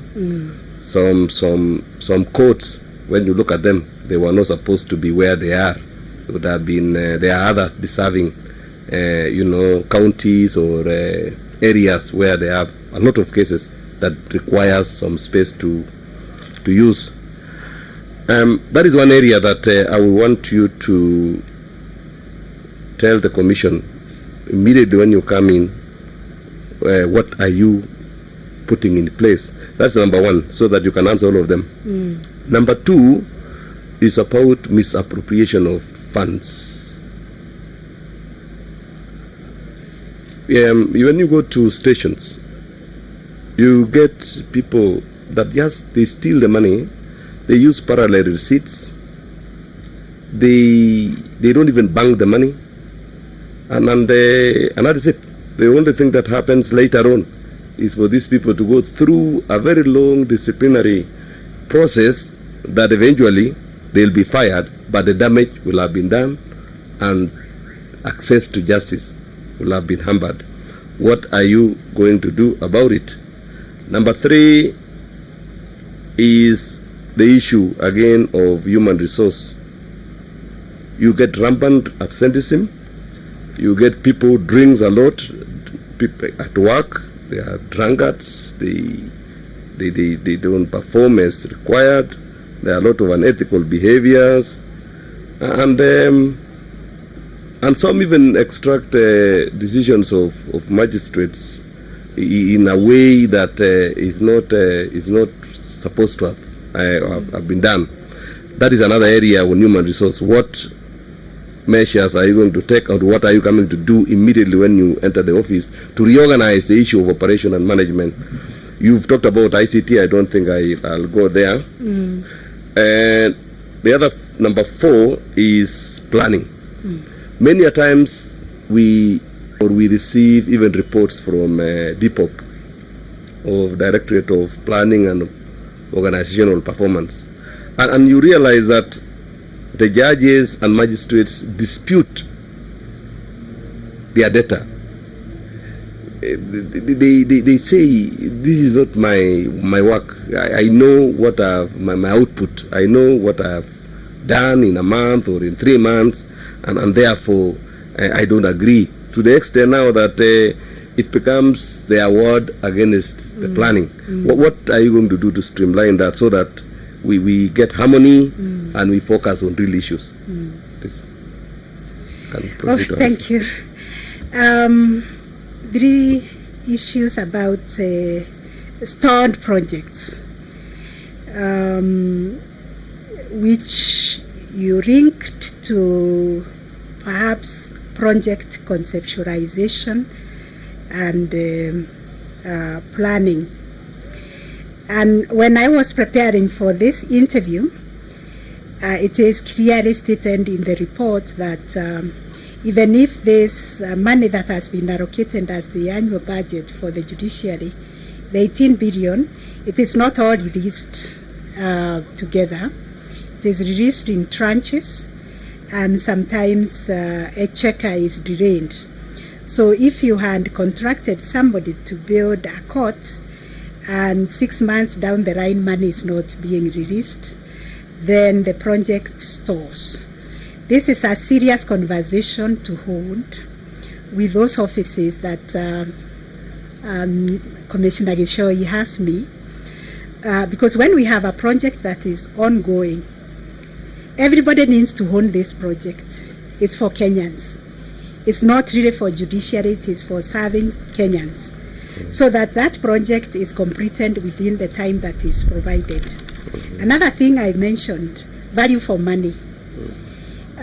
Is there value for money in this building? We all have built a house, so we can have an idea of what it costs to build a house, to build a court. So that's a very key area, ensuring there is a value for money. And if that is done, I don't see any project stalling, because there is no suspicion, there are no audits that have been called upon, so that you can verify and then you can move forward. So accountability here, getting value for money is important. And then misappropriation of funds is a serious management issue that as the CJ has the oversight for the entire, doesn't micromanage the CRJ, who is the accounting officer, but must work hand in hand to make sure all the loopholes where judiciary funds are fund are sealed. And with technology now, that is easy, because judiciary is cashless. You can't transact, you can't pay for any service with cash or a check. You have to use the digital platform and make sure that those platforms are credible. They are also not sabotaged on the other end, so that people are putting money, but it is not coming to the judiciary account, it is going to another account. So that requires a very, very keen oversight. And then the other problem of the human resource, people coming late. We need to enforce the code of conduct strictly. It outlaws coming to work late. It outlaws being drunk at the place of work. And, putting together these leadership teams, and I think the former Chief Justice is trying to do this, put teams, leadership teams in every court. And what I would hand to those leadership teams so that they are effective is peer review. If I'm the end of the station, I'm the resident judge, I'm the presiding judge, I consider myself the father or the mother of that station, to nurture all the staff there. If somebody is having a social problem that is causing them to drink, speak to them, call them to lunch, find out what is the problem, counsel them, and watch them, and support them so that they can be able to overcome whatever the challenges that they are facing. The other one is data collection, PMMU on performance. Data collection is a big problem in the judiciary. And I say this from an informed position when I, as the chair of the NCAJ special task force on children, we wanted data of the number of cases for children that are pending in our courts. Mm-hmm. It is a tall order to get data. And also when you get that data, its credibility, whether it is correct. So another culture which we need to inculcate, and I'll take this very seriously. And even when I called, because I'm a trainer for judges, for magistrates, newly recruited judges, inducting them, I always tell them, when you go to a station, the first thing you need to know is your data. And the best institution that has best data keeping is the prisons. Oui. Today, if we visit any prison, the person who will meet you on the gate will tell you, today we have so many prisoners, so many women, so many men, so many children. But when we visit the court, nobody will stand there and authoritatively tell you, today we have so many civil cases, so many criminal cases, so many, and this is their money we have collected. So that kind of accountability and ownership by the stations themselves, that I can be able to work on. Yes, I think you've answered. I still have a problem following up from Commissioner Gishoi and Commissioner Macharia on this issue of diversity, issue of tribalism, or the so-called face of Kenya in an institution, which it looks like it's a lip service. People just talk about it, but they do nothing about it. To the extent now that even during recruitment, there is no conscious decision to right the problem, to correct the issue. No, so I don't know, what is your view on this? Because when you see Article 10, it is very clear. On inclusivity, all that. And everybody, everywhere talks about it.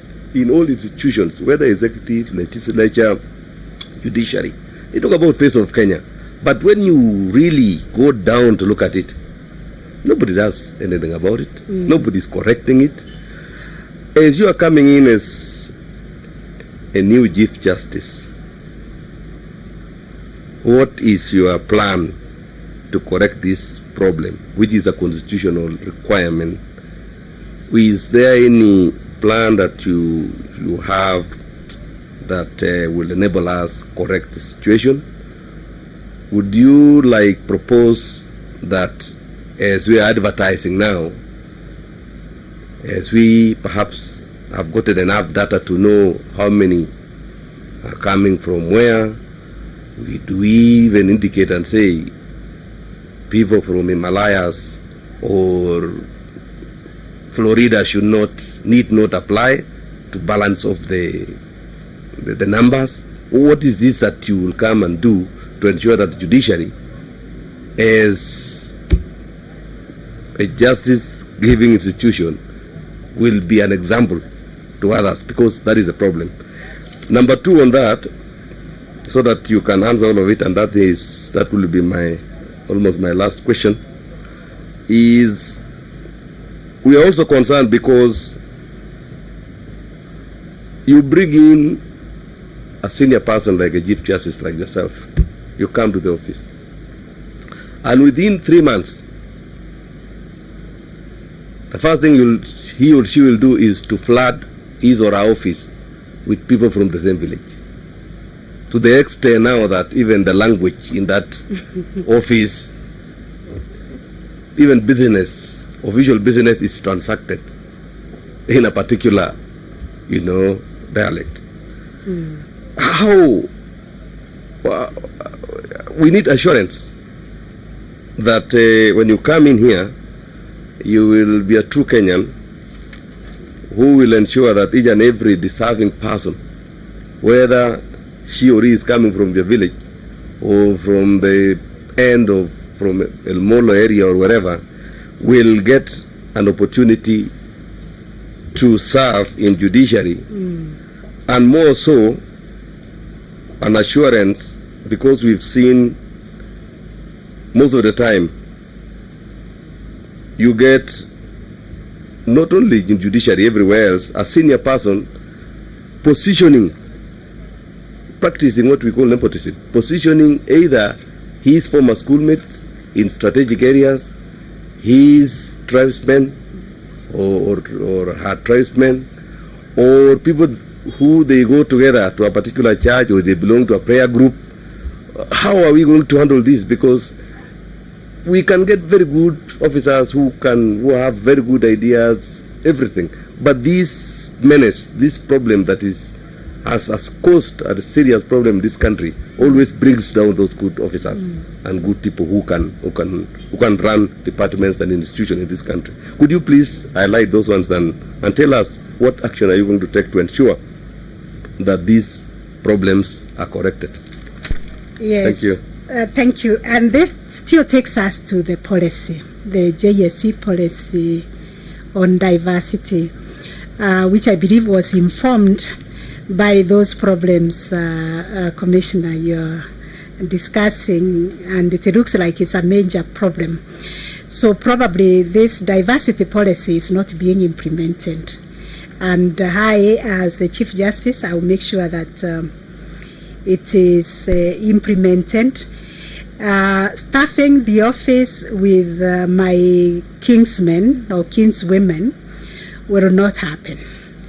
I'm a person who is driven by very high values of professionalism, a human rights defender, a defender of the Constitution, and which is really a calling and a requirement for my office as a judge, that I cannot favor somebody on the basis of the tribe, and I must always be directed by the values that are in the Constitution. So having come from that place I described for you and arriving at this Court of Appeal judge that I am today, I'm not about to bend my oath of office to favor somebody in any way, either in the case or in the job, to bring them to my office. I wouldn't even be able to work with them.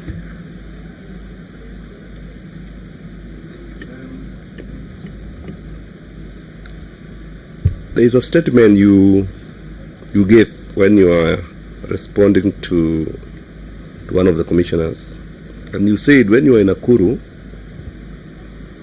it reached a time when you told advocates and I don't know who, the stakeholders, that I don't hire magistrates here. Can you go to Nairobi and go and sort it out? Do you think it was a fair decision?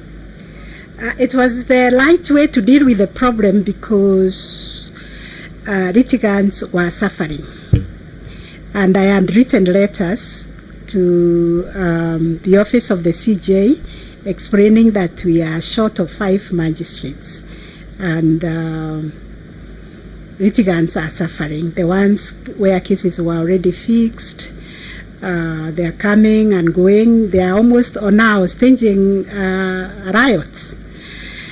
So when we had a meeting with the bar and bench, we examined the problem. Where is the problem?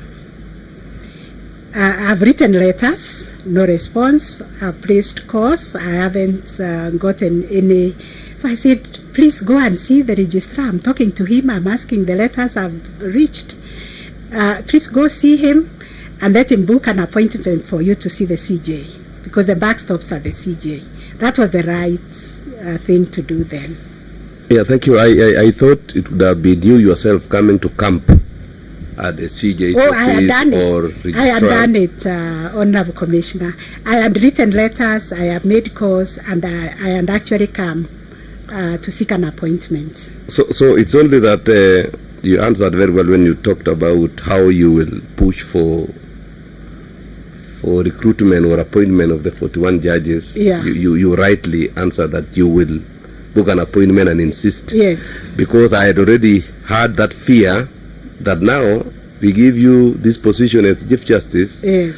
The executive refuses to hire 41 judges, and then you will tell everybody here, can you walk to the house on the hill and ask him to Yes. to register? So I thought it would be fair to as a public officer to really take the beating on behalf of the public. Yeah. Go, come, sort out, and then you say, okay, I've gotten one, I've got to do yourself, so that you become the face of the Chief Justice without necessarily allowing people to come and Yes. look for. Yeah, that is what I thought. Yeah. Luckily, because of the bar bench interactions. Yes. Even when we had that meeting, I called the registrar and said, please give appointment to these lawyers from the Rift Valley Law Society. And he gave them the appointment. So they went to the registrar on an appointment. Okay. And then he had quickly worked with the CJ and to resolve the problem. So it worked out. It Thank worked you. out. My final question is on community service. Yes. I want to commend you for being very passionate in community, giving back to the community. I have seen you interact a lot. You have a hospital that you support. You have children. You have some institutions that you support. That is very commendable. What I wanted to ask is, could you explain your philosophy of this public, involvement, and how will you use the same spirit that you have now, perhaps even to mainstream it in your office as CJ, and even to bring it down even to the entire judiciary as a policy, to have that face of having empathy, trying to help in a way that they are able, whether it is CSR or how will you bring in and you mainstream it in your office and the entire institution? Yes, I think that will be easy to work because many judges, led by my lady, the acting Chief Justice, are all involved in the CSR work. There is no weekend you will not hear, because we are on another platform, people sharing how they went to mentor school children, how they visited home for the elderly, how they visited our children's home, how they, mobilize some CSR activity. So we are doing it individually, but what you have proposed is very important. How can we have this policy? And I know within the Kenya Women Judges Association, this is very easy to come up with, and so is KMJA. They are all very community oriented. That is the beauty about judiciary judges and judicial officers and judiciary staff. They are all very community oriented. So this one will be very easy to implement. What drives me is that my Christian values also, I'm supposed to look out for the vulnerable and lift them. And if that is the focus of the judiciary, let us leverage the power and authority that we have, the power of convening. Even if you are a judge in a court station, you can convene and command a lot of authority to bring together stakeholders by way of court users to work towards a problem that is there in that community. Say street children, you can be able to address that problem, deal with the street children in that town or community, or whatever activity that you identify. This is a calling actually for all of us, even under the Constitution. We are supposed to look out for the vulnerable. We are supposed to look out for the marginalized. Thank you, Judge. The last of last, JTI. JTI is an institution that is not independent, it is not semi-autonomous, it is just like a department. What is your view? Would you want it, or would you propose a policy where it can become autonomous or semi-autonomous, that it will have its own director hired, a full-time director, so that we avoid this situation of picking a judge to go and work there, losing a lot of time on his or her core business? What is your view, and what is the tradition all over the world on this issue? Yes, Judicial Training Institute is an institution of very high stature, a very important institution in the administration of justice, in the rule of law, in the constitutionalism, because it generates information, it trains, it help in the administration of justice. And I remember there were discussions to have even an act of parliament for the Judicial Training Institute that puts in the structures of governance, funding and all that. And I think the ideas you have proposed are very good, that we need to scale it up to an independent institution, standing on its own. Thank you, Judge. Thank you, Chair. Thank you very much, Commissioner Koskei. Lastly, we have Honorable Evelyn Orwande to ask you the last set of questions. Commissioner. Thank you very much, Chair. Judge, it's been a long day, but I just have a few questions. A lot of the questions that I had have already been asked and answered. I just have a few questions, maybe emanating from some stakeholders, which I may have to ask you, just so that you can give us your perspective. Now, there's a feeling with some of our people out there that the way our courts are interpreting the Constitution, it opens up doors for foreign concepts that may not necessarily sit well with our values, our morals, and our culture. Now, I'm looking at the NGO case and your decision in that case. From where I sit, I could see that you are drawing a line between the state of being a gay person and actualizing whatever amounts to a criminal offense under section 162, 163, and I believe 165 of the Penal Code.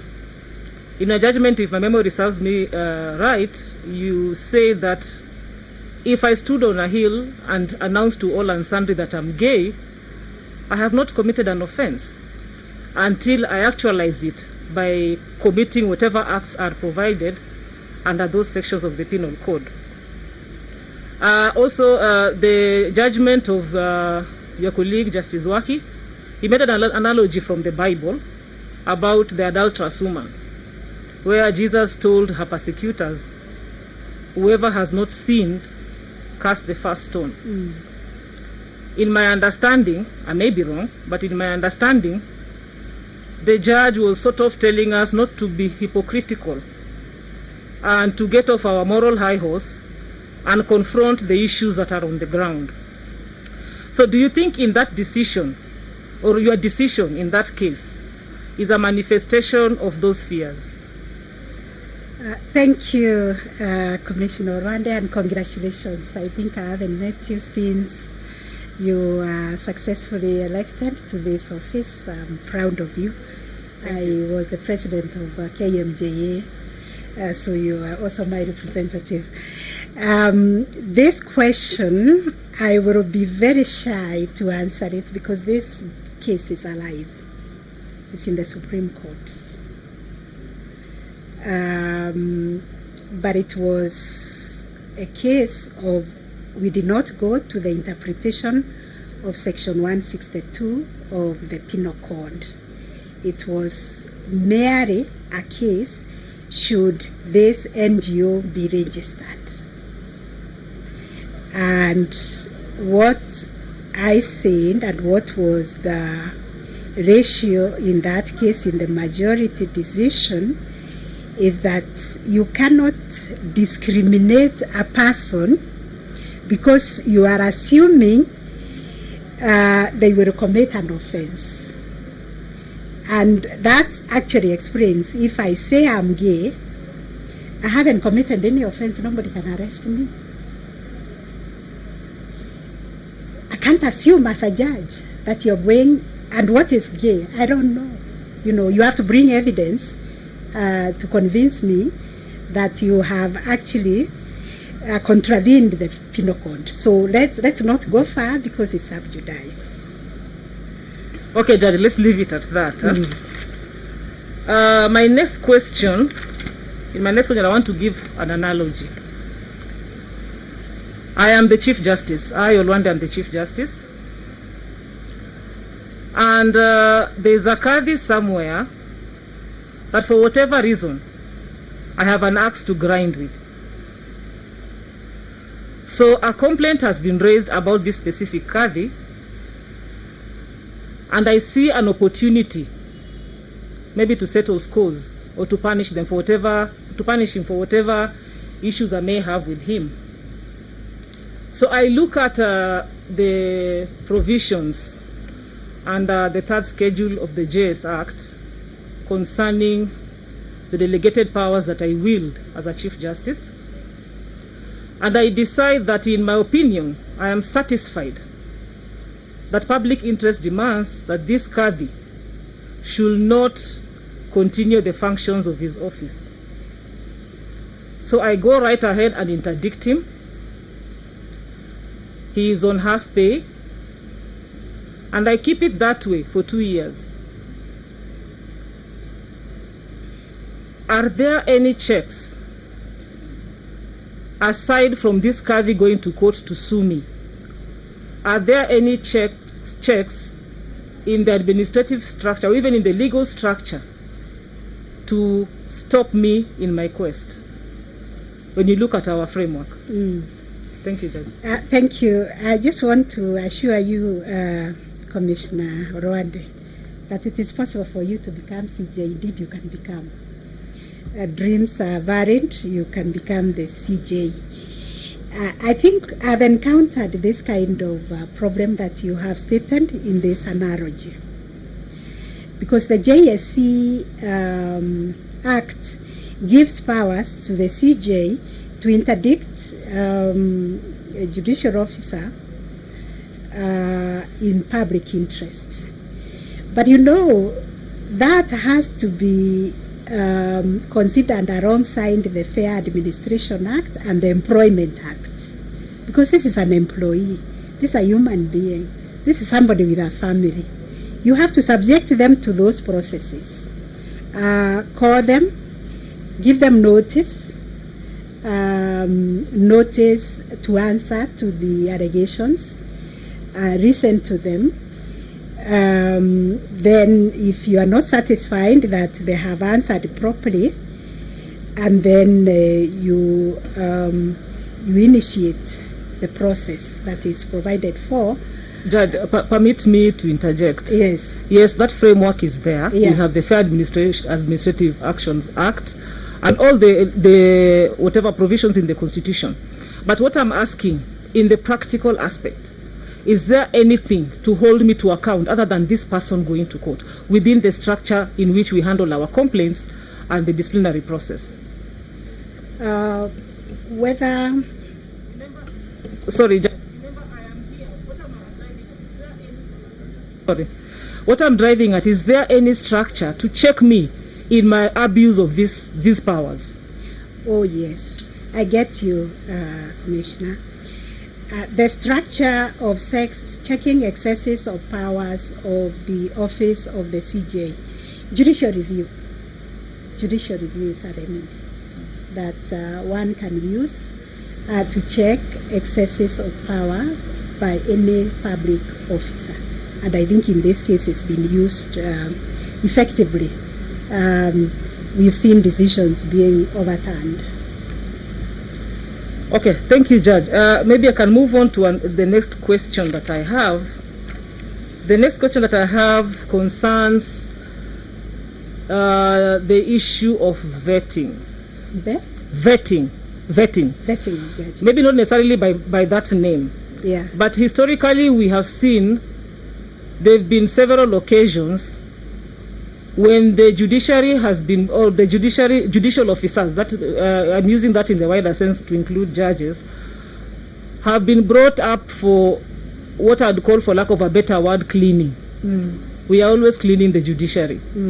We had the radical surgery, we had the vetting, and it seems the problem has not been cured, because right now we seem, and there are those fears, that we are hurtling very fast to yet another process that we see is cleaning our judiciary.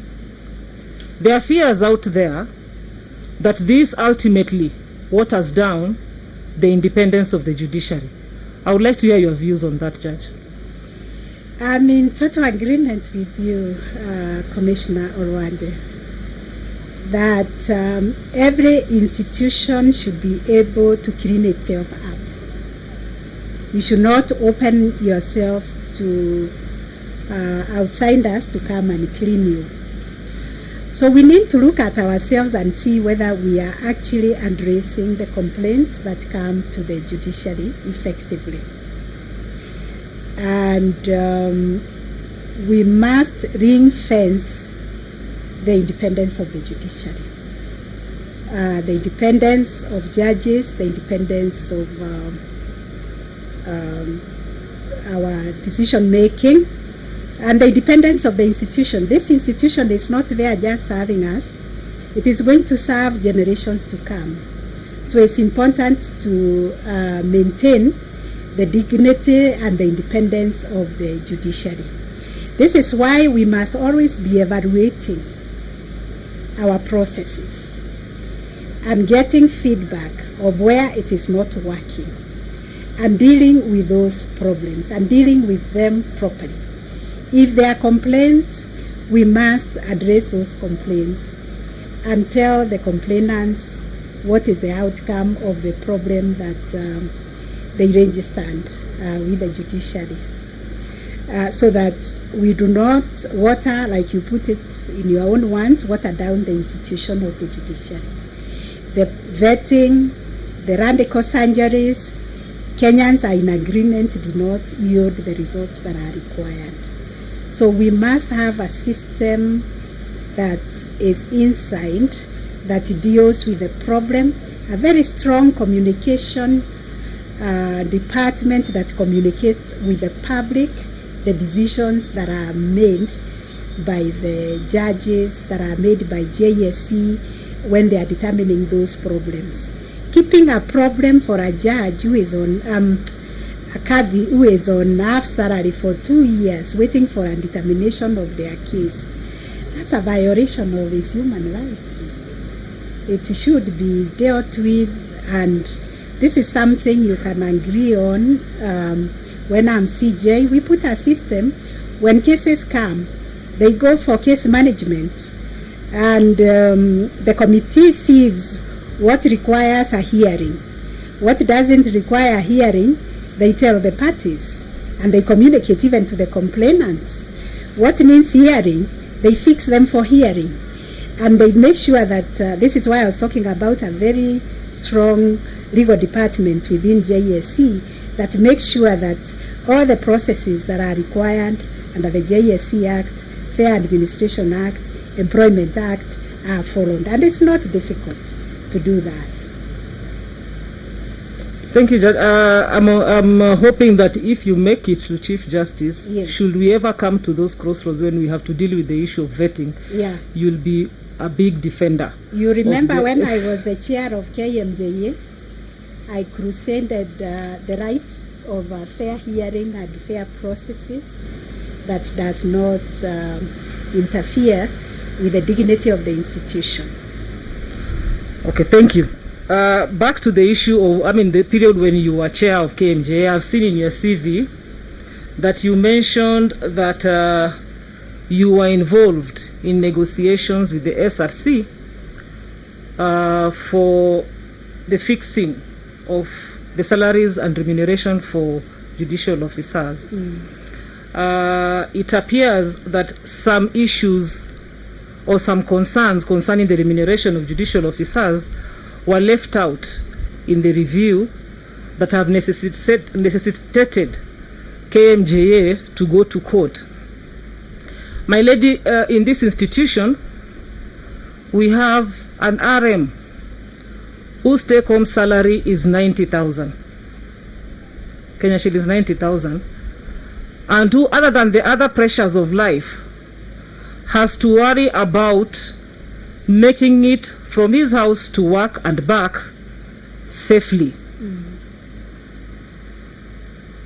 They have no security. And I believe for a judicial officer of whatever rank, something like official transportation is not a status symbol. It has a component of security that comes with it. KMJA went to court against the SRC. There's a judgment out there.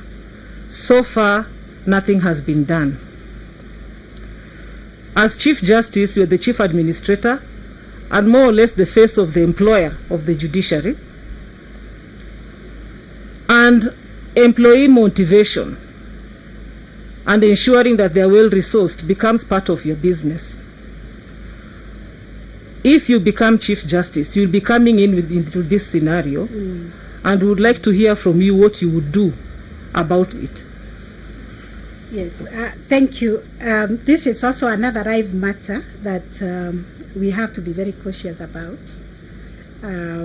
because I think the decision of the High Court is on appeal, so I'll be very guarded in my answer, but just dealing with the principles,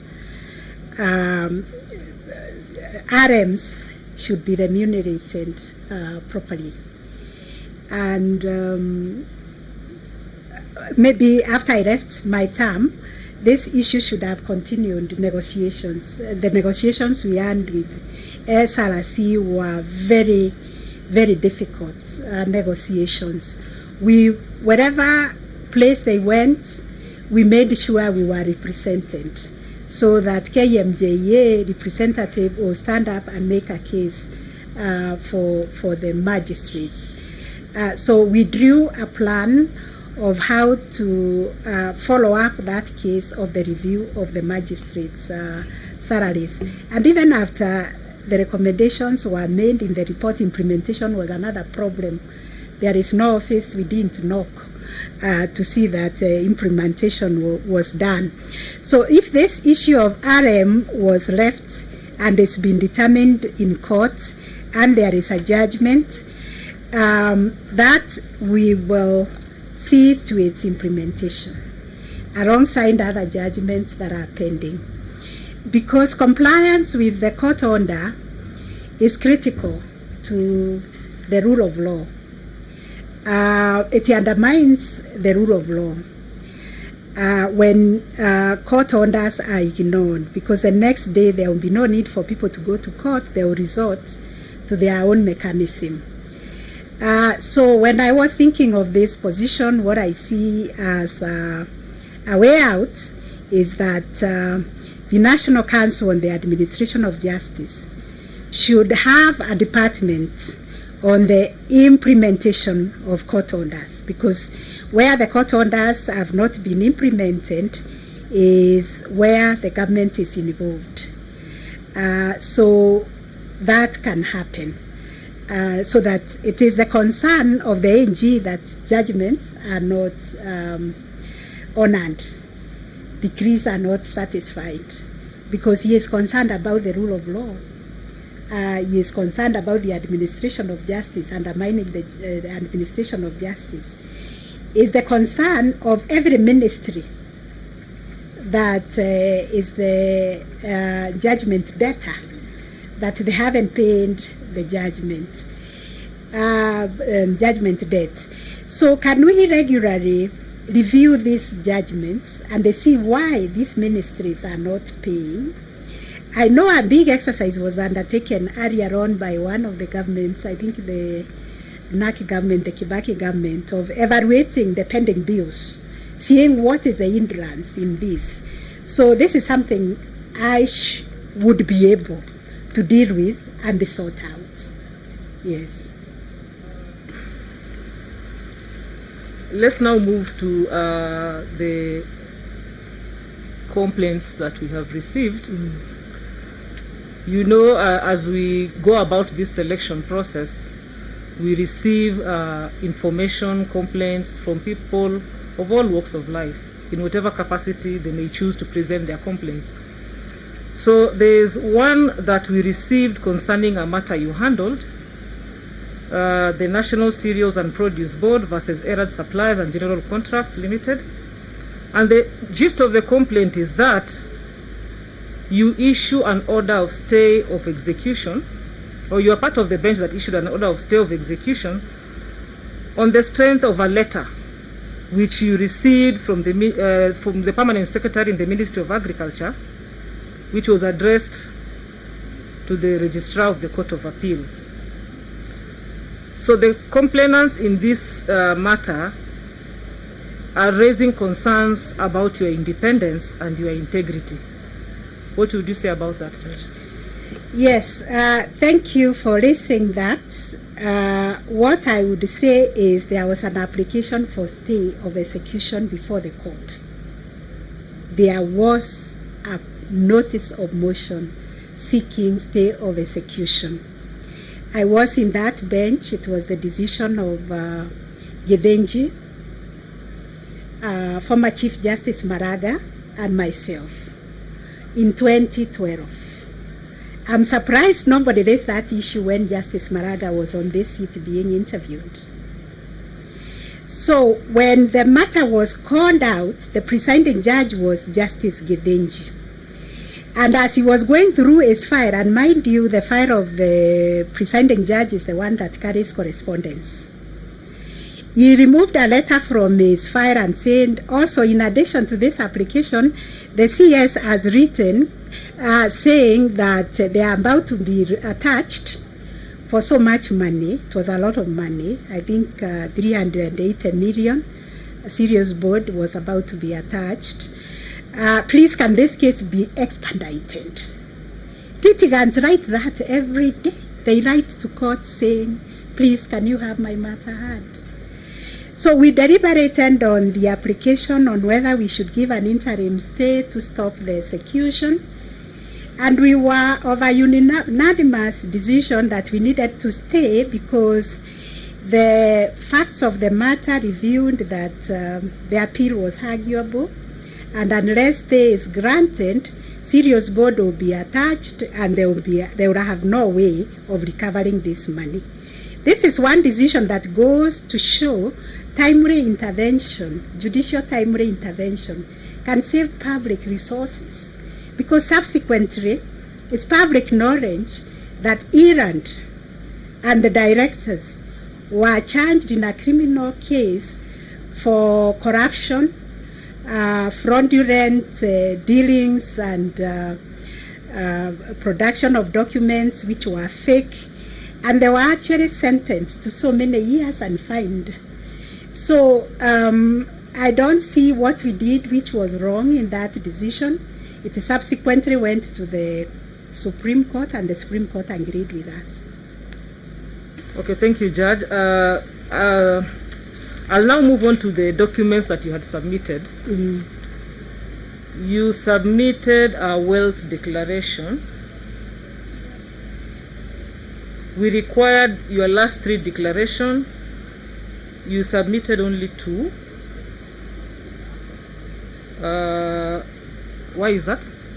That was an oversight. That was an Actually, oversight? because I saw you ask that question to my colleague, Justice Itembwe, I went back once and I read, we were submitting many documents. That was an oversight. I have the banned one and I can submit. Okay, thank you. Yes. At the same time, you also did not submit one for your spouse. Okay. Would you be willing to submit that as well? Absolutely. By Okay. tomorrow.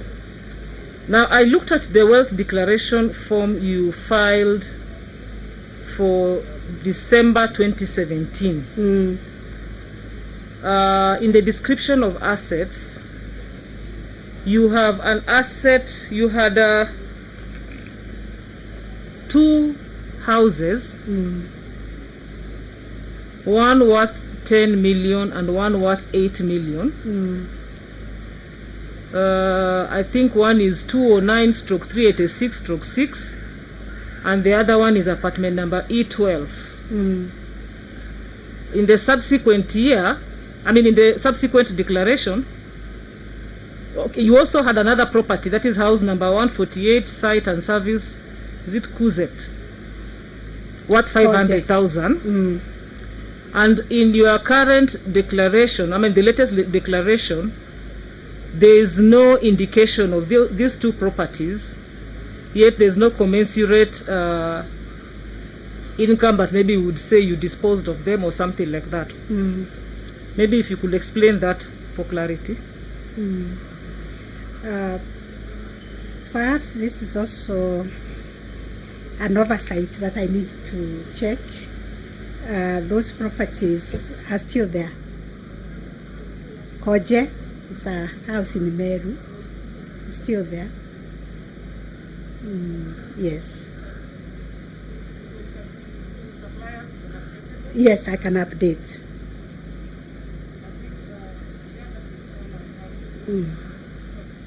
That's all I have. Thank you. Thank you very much, Commissioner Orade. Commissioners and the judge, we have come to the end of this interview. Yes, Commissioner Mwilu. Thank you. I know you are tired, my lady, but you have sat there as long as we have sat here. Yes. Good. Now, I need to clarify one thing from this end myself, and then clarify 1 or 2 things from that end. The first one is that, of course, this interview is being watched everywhere, and it's a permanent record. And I would not want, on behalf of the institution that we serve, to remain on record the fact that we do not have small claims courts. This country has something called ease of doing business, and which is a condition we have to meet under the World Bank standards. Under that commitment, I gazetted 3 magistrates to commence a small claims business, a small claims court in the Milimani law courts only about a month and a half ago. So that we are not underrated because of my lady, your statement. Yeah, congratulations. And I thank you. This country does have small claims courts, and we have already in Nairobi 3 magistrates undertaking that exercise, for which reason we upgraded our rating. Great. But for COVID, I would already have done another 2, but because of lack of movement, that has to wait until the country is reopened. At least the 5 counties are reopened, and then we are able to move and launch those. That clarification made, my lady, I am obliged to ask you this question because as our team leader, you are the role model. When answering questions from Commissioner Majanja, you said that the matter that you had outside hours, you compared that to the midnight sittings of the Supreme Court. My lady, you and I know that we have regulations that derive from the offices we hold, and I need to mention here that first, the Supreme Court has only 14 days within which to deliver an extremely important determination. That's number one. Number two, for the Supreme Court to sit at midnight, as my lady said, it took the Chief Justice to authorize sitting out of and beyond hours. As is the practice, my lady will recall that when you and I were in the High Court, the Court of Appeal had occasion to make determinations and have them served to a particular sister judge of ours who was sitting up to 8-9 o'clock in the night, and the Court of Appeal overturned those determinations because the judge sat beyond hours and without authority. So the clarification I further seek following my lord the commissioner's questions is this, my lady. Did you establish the bench? Did the bench establish whether or not the CJ had authorized a sitting outside hours, the importance of the matter notwithstanding? Did the bench authorize that? And since you sat on the bench and you are the one being grilled, my lady, you are the only one who can answer that question. Yes. The third and final issue is this. When Commissioner Gishoi, and I think also, yes, Commissioner Gishoi at least, asked, or did it begin earlier, how you will resolve the problem of the 41 unappointed judges, now 40, you said that you would pick a phone and call the appointing authority. Those are my lady's words. This is my question arising from that answer, and it is this. You and I were still serving here when our immediate outgone boss stood on these stairs and told us that he had tried to make calls, and calls were neither picked nor returned. That is in the public knowledge of the people who live in this country. Does my lady have one, either an assurance that my lady's cause will be picked, or two, a way that will make my lady's cause be picked? Sorry, I said it was the last question. It isn't.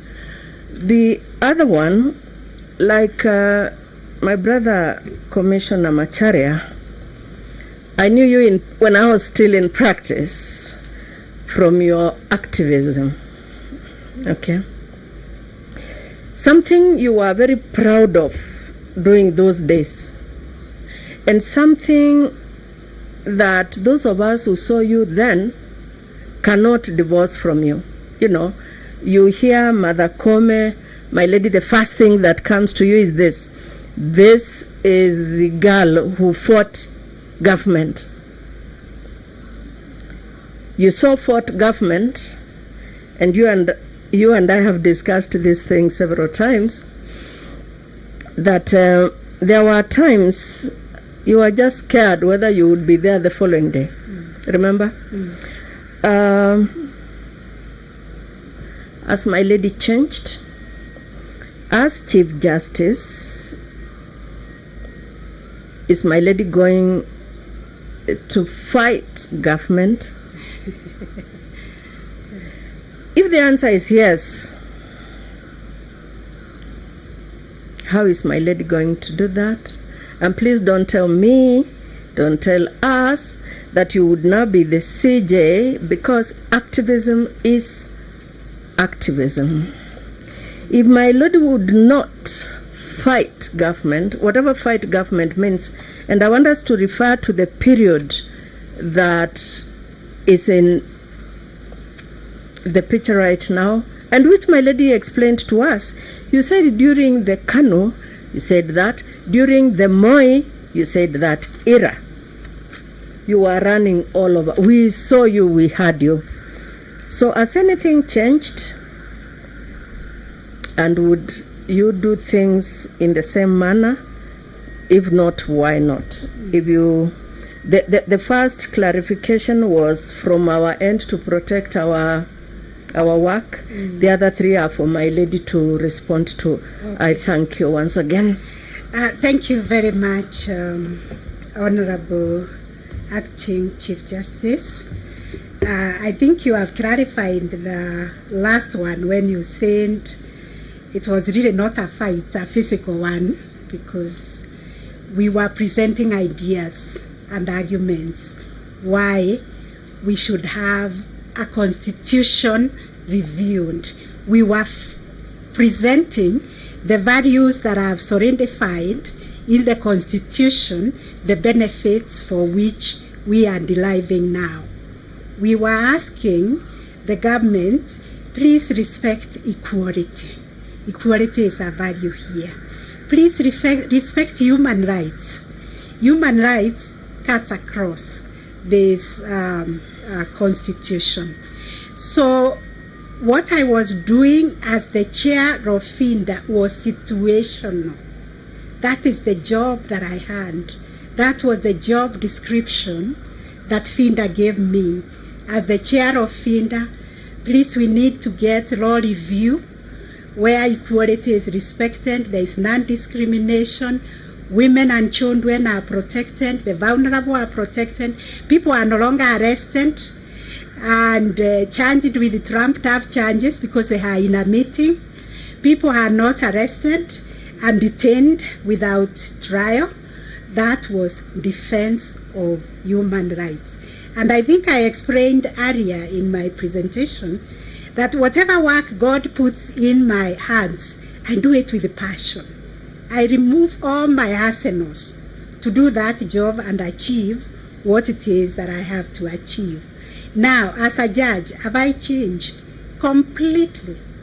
I have changed.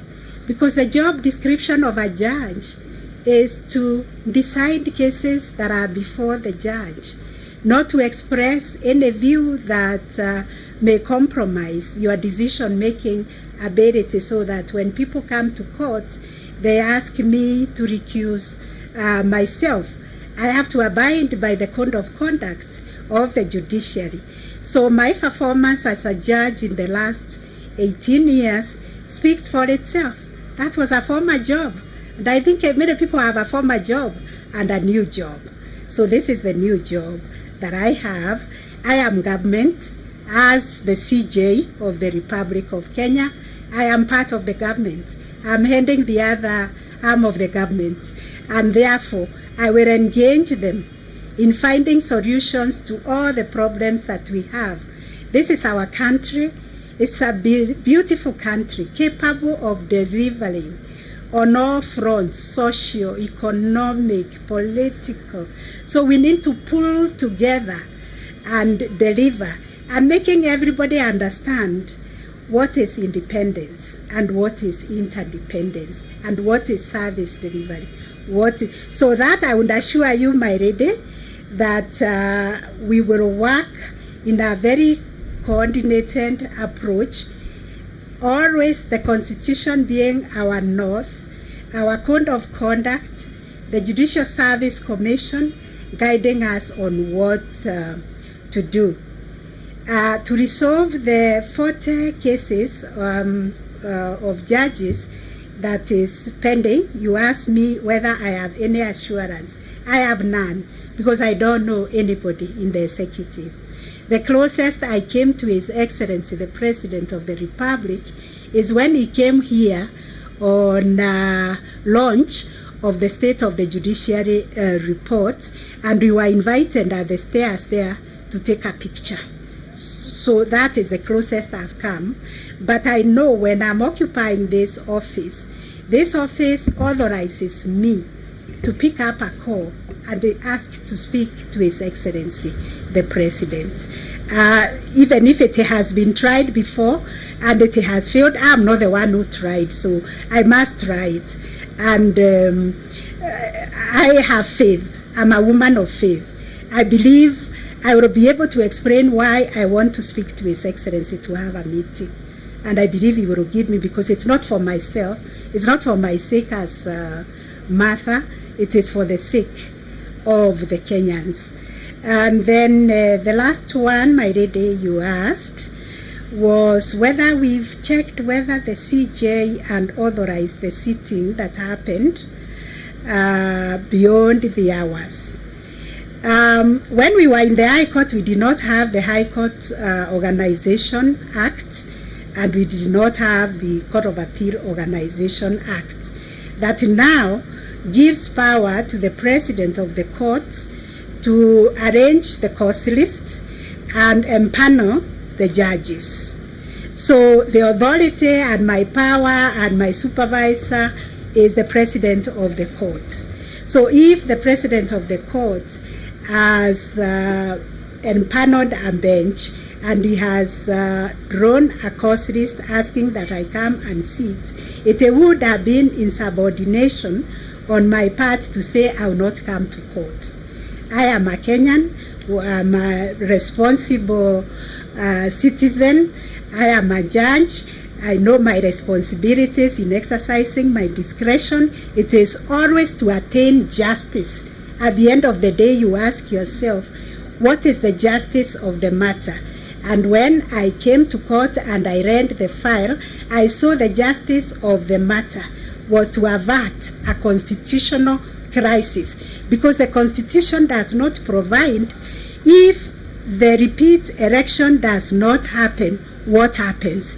I saw the country going into darkness, and I said, if exercising my discretion to stay the order can save the country from a constitutional crisis. My lady, the merits of the matter are not in dispute at all. Thank you. We're talking about the process. To date, maybe I could also mention here, to date, it is still the Chief Justice. I haven't seen the provision in the 2012 Acts, the Court of Appeal Administrative one, the High Court one, the Magistracy one, where it is stated that the power was taken away from the Chief Justice to authorize a sitting either on a public holiday or beyond hours. And it is still the Chief Justice who gives that. Maybe that is one of the first assignments we work on when you arrive. Okay. Thank you very much, my lady. Thank you, Chair. Thank you very much. So now we come to the end of this session. I would like to thank you, Honorable Judge Koome, for coming for this interview. Thank you for your honesty. Thank you for being very open in answering the questions that were put to you by the commissioners. And let me also add that we also thank you as a commission for the work you are doing, yourself and your colleagues, judges, in terms of administration of justice for Kenyans. So we want to thank you. We also want to ask you at this point, Honorable Judge, whether you have anything to tell us, maybe something you left out and you feel that the commission needs to know. Okay. And after that, you can ask any question that you may have. Thank you very much, Chair. It's been a long day, I agree. Like a good lawyer appearing to present myself and sell myself, I reflected on myself and what I would do, what strategy I would employ, what networks, what kind of leadership I would bring to the judiciary. I kept on writing notes, then I typed them, and I decided to produce a submission, which I said you'll be given a copy for record. I have spoken until I'm hoarse.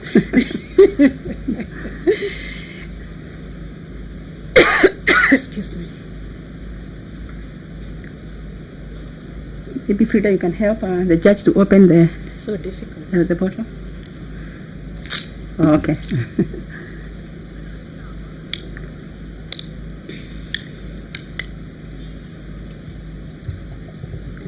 So, Honorable Judge, we actually had, that was brought to attention, but we felt that because we had not given that opportunity to other applicants, we didn't want to see it before. Okay. But now that you have talked, yes, you can submit it to us.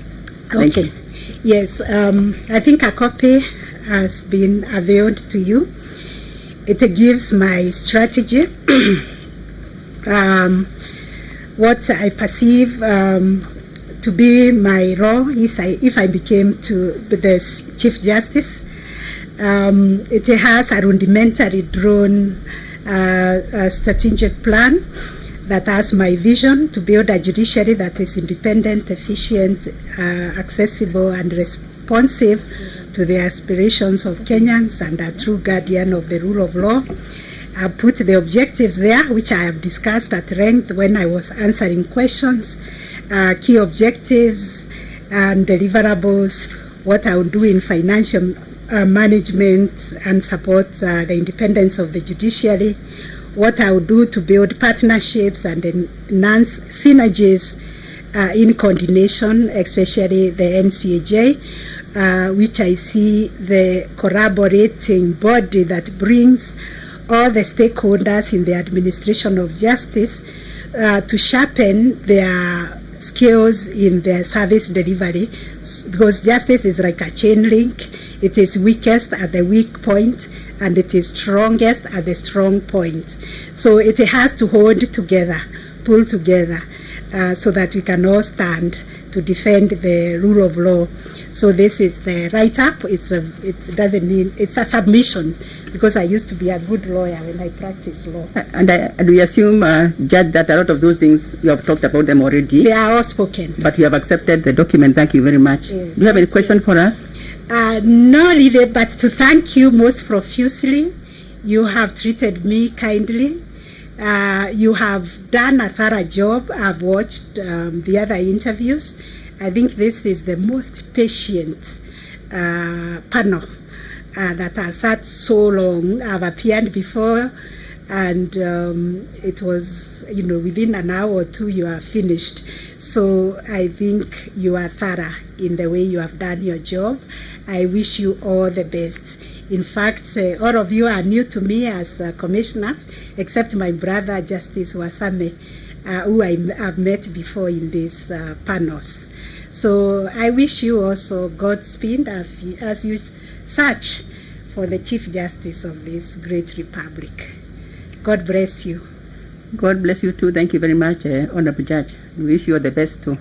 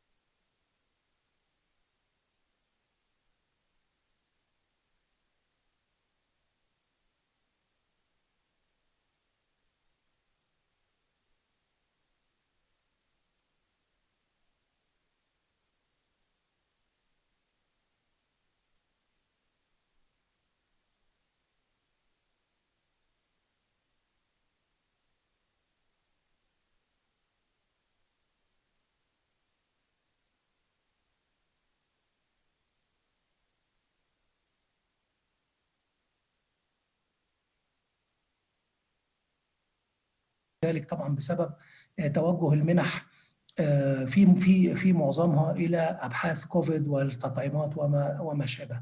أثر ذلك بشكل مباشر على قدرتنا على دعم النظام الصحي لكي نمنعه من الانهيار في مناطق كثيرة. نحن نحاول سيدتي أن نفعل ما نستطيع أن نفعله، لكن حضراتكم لازم تبقوا عارفين أن منظمة الصحة العالمية ما تفعله في اليمن ربما يكون غير مسبوق في دول أخرى، من حيث دعم يعني على سبيل المثال الوقود في المستشفيات، لأنه من غير الوقود لن يوجد كهرباء وبالتالي لن تعمل المستشفى. نحن ندعم اسطوانات الأكسجين بشكل مستمر، ونحن يعني تقريبا الجهة المانحة الوحيدة في ذلك. نحن ندعم الكوادر الطبية، ولكن عدم قدرة المانحين على إعطائنا بعض الحوافز لهؤلاء الأبطال أثر كثيرا على قدرتنا على منحهم في الفترة الأخيرة بعض الحوافز التي هم يستحقونها بكل تأكيد، وأشياء أخرى كثيرة. كل ذلك هو تأثير غير مباشر لانتشار الكورونا على مستوى العالم. إذا دخلنا في الشق الإمدادات واللوجستيات، كلنا نعلم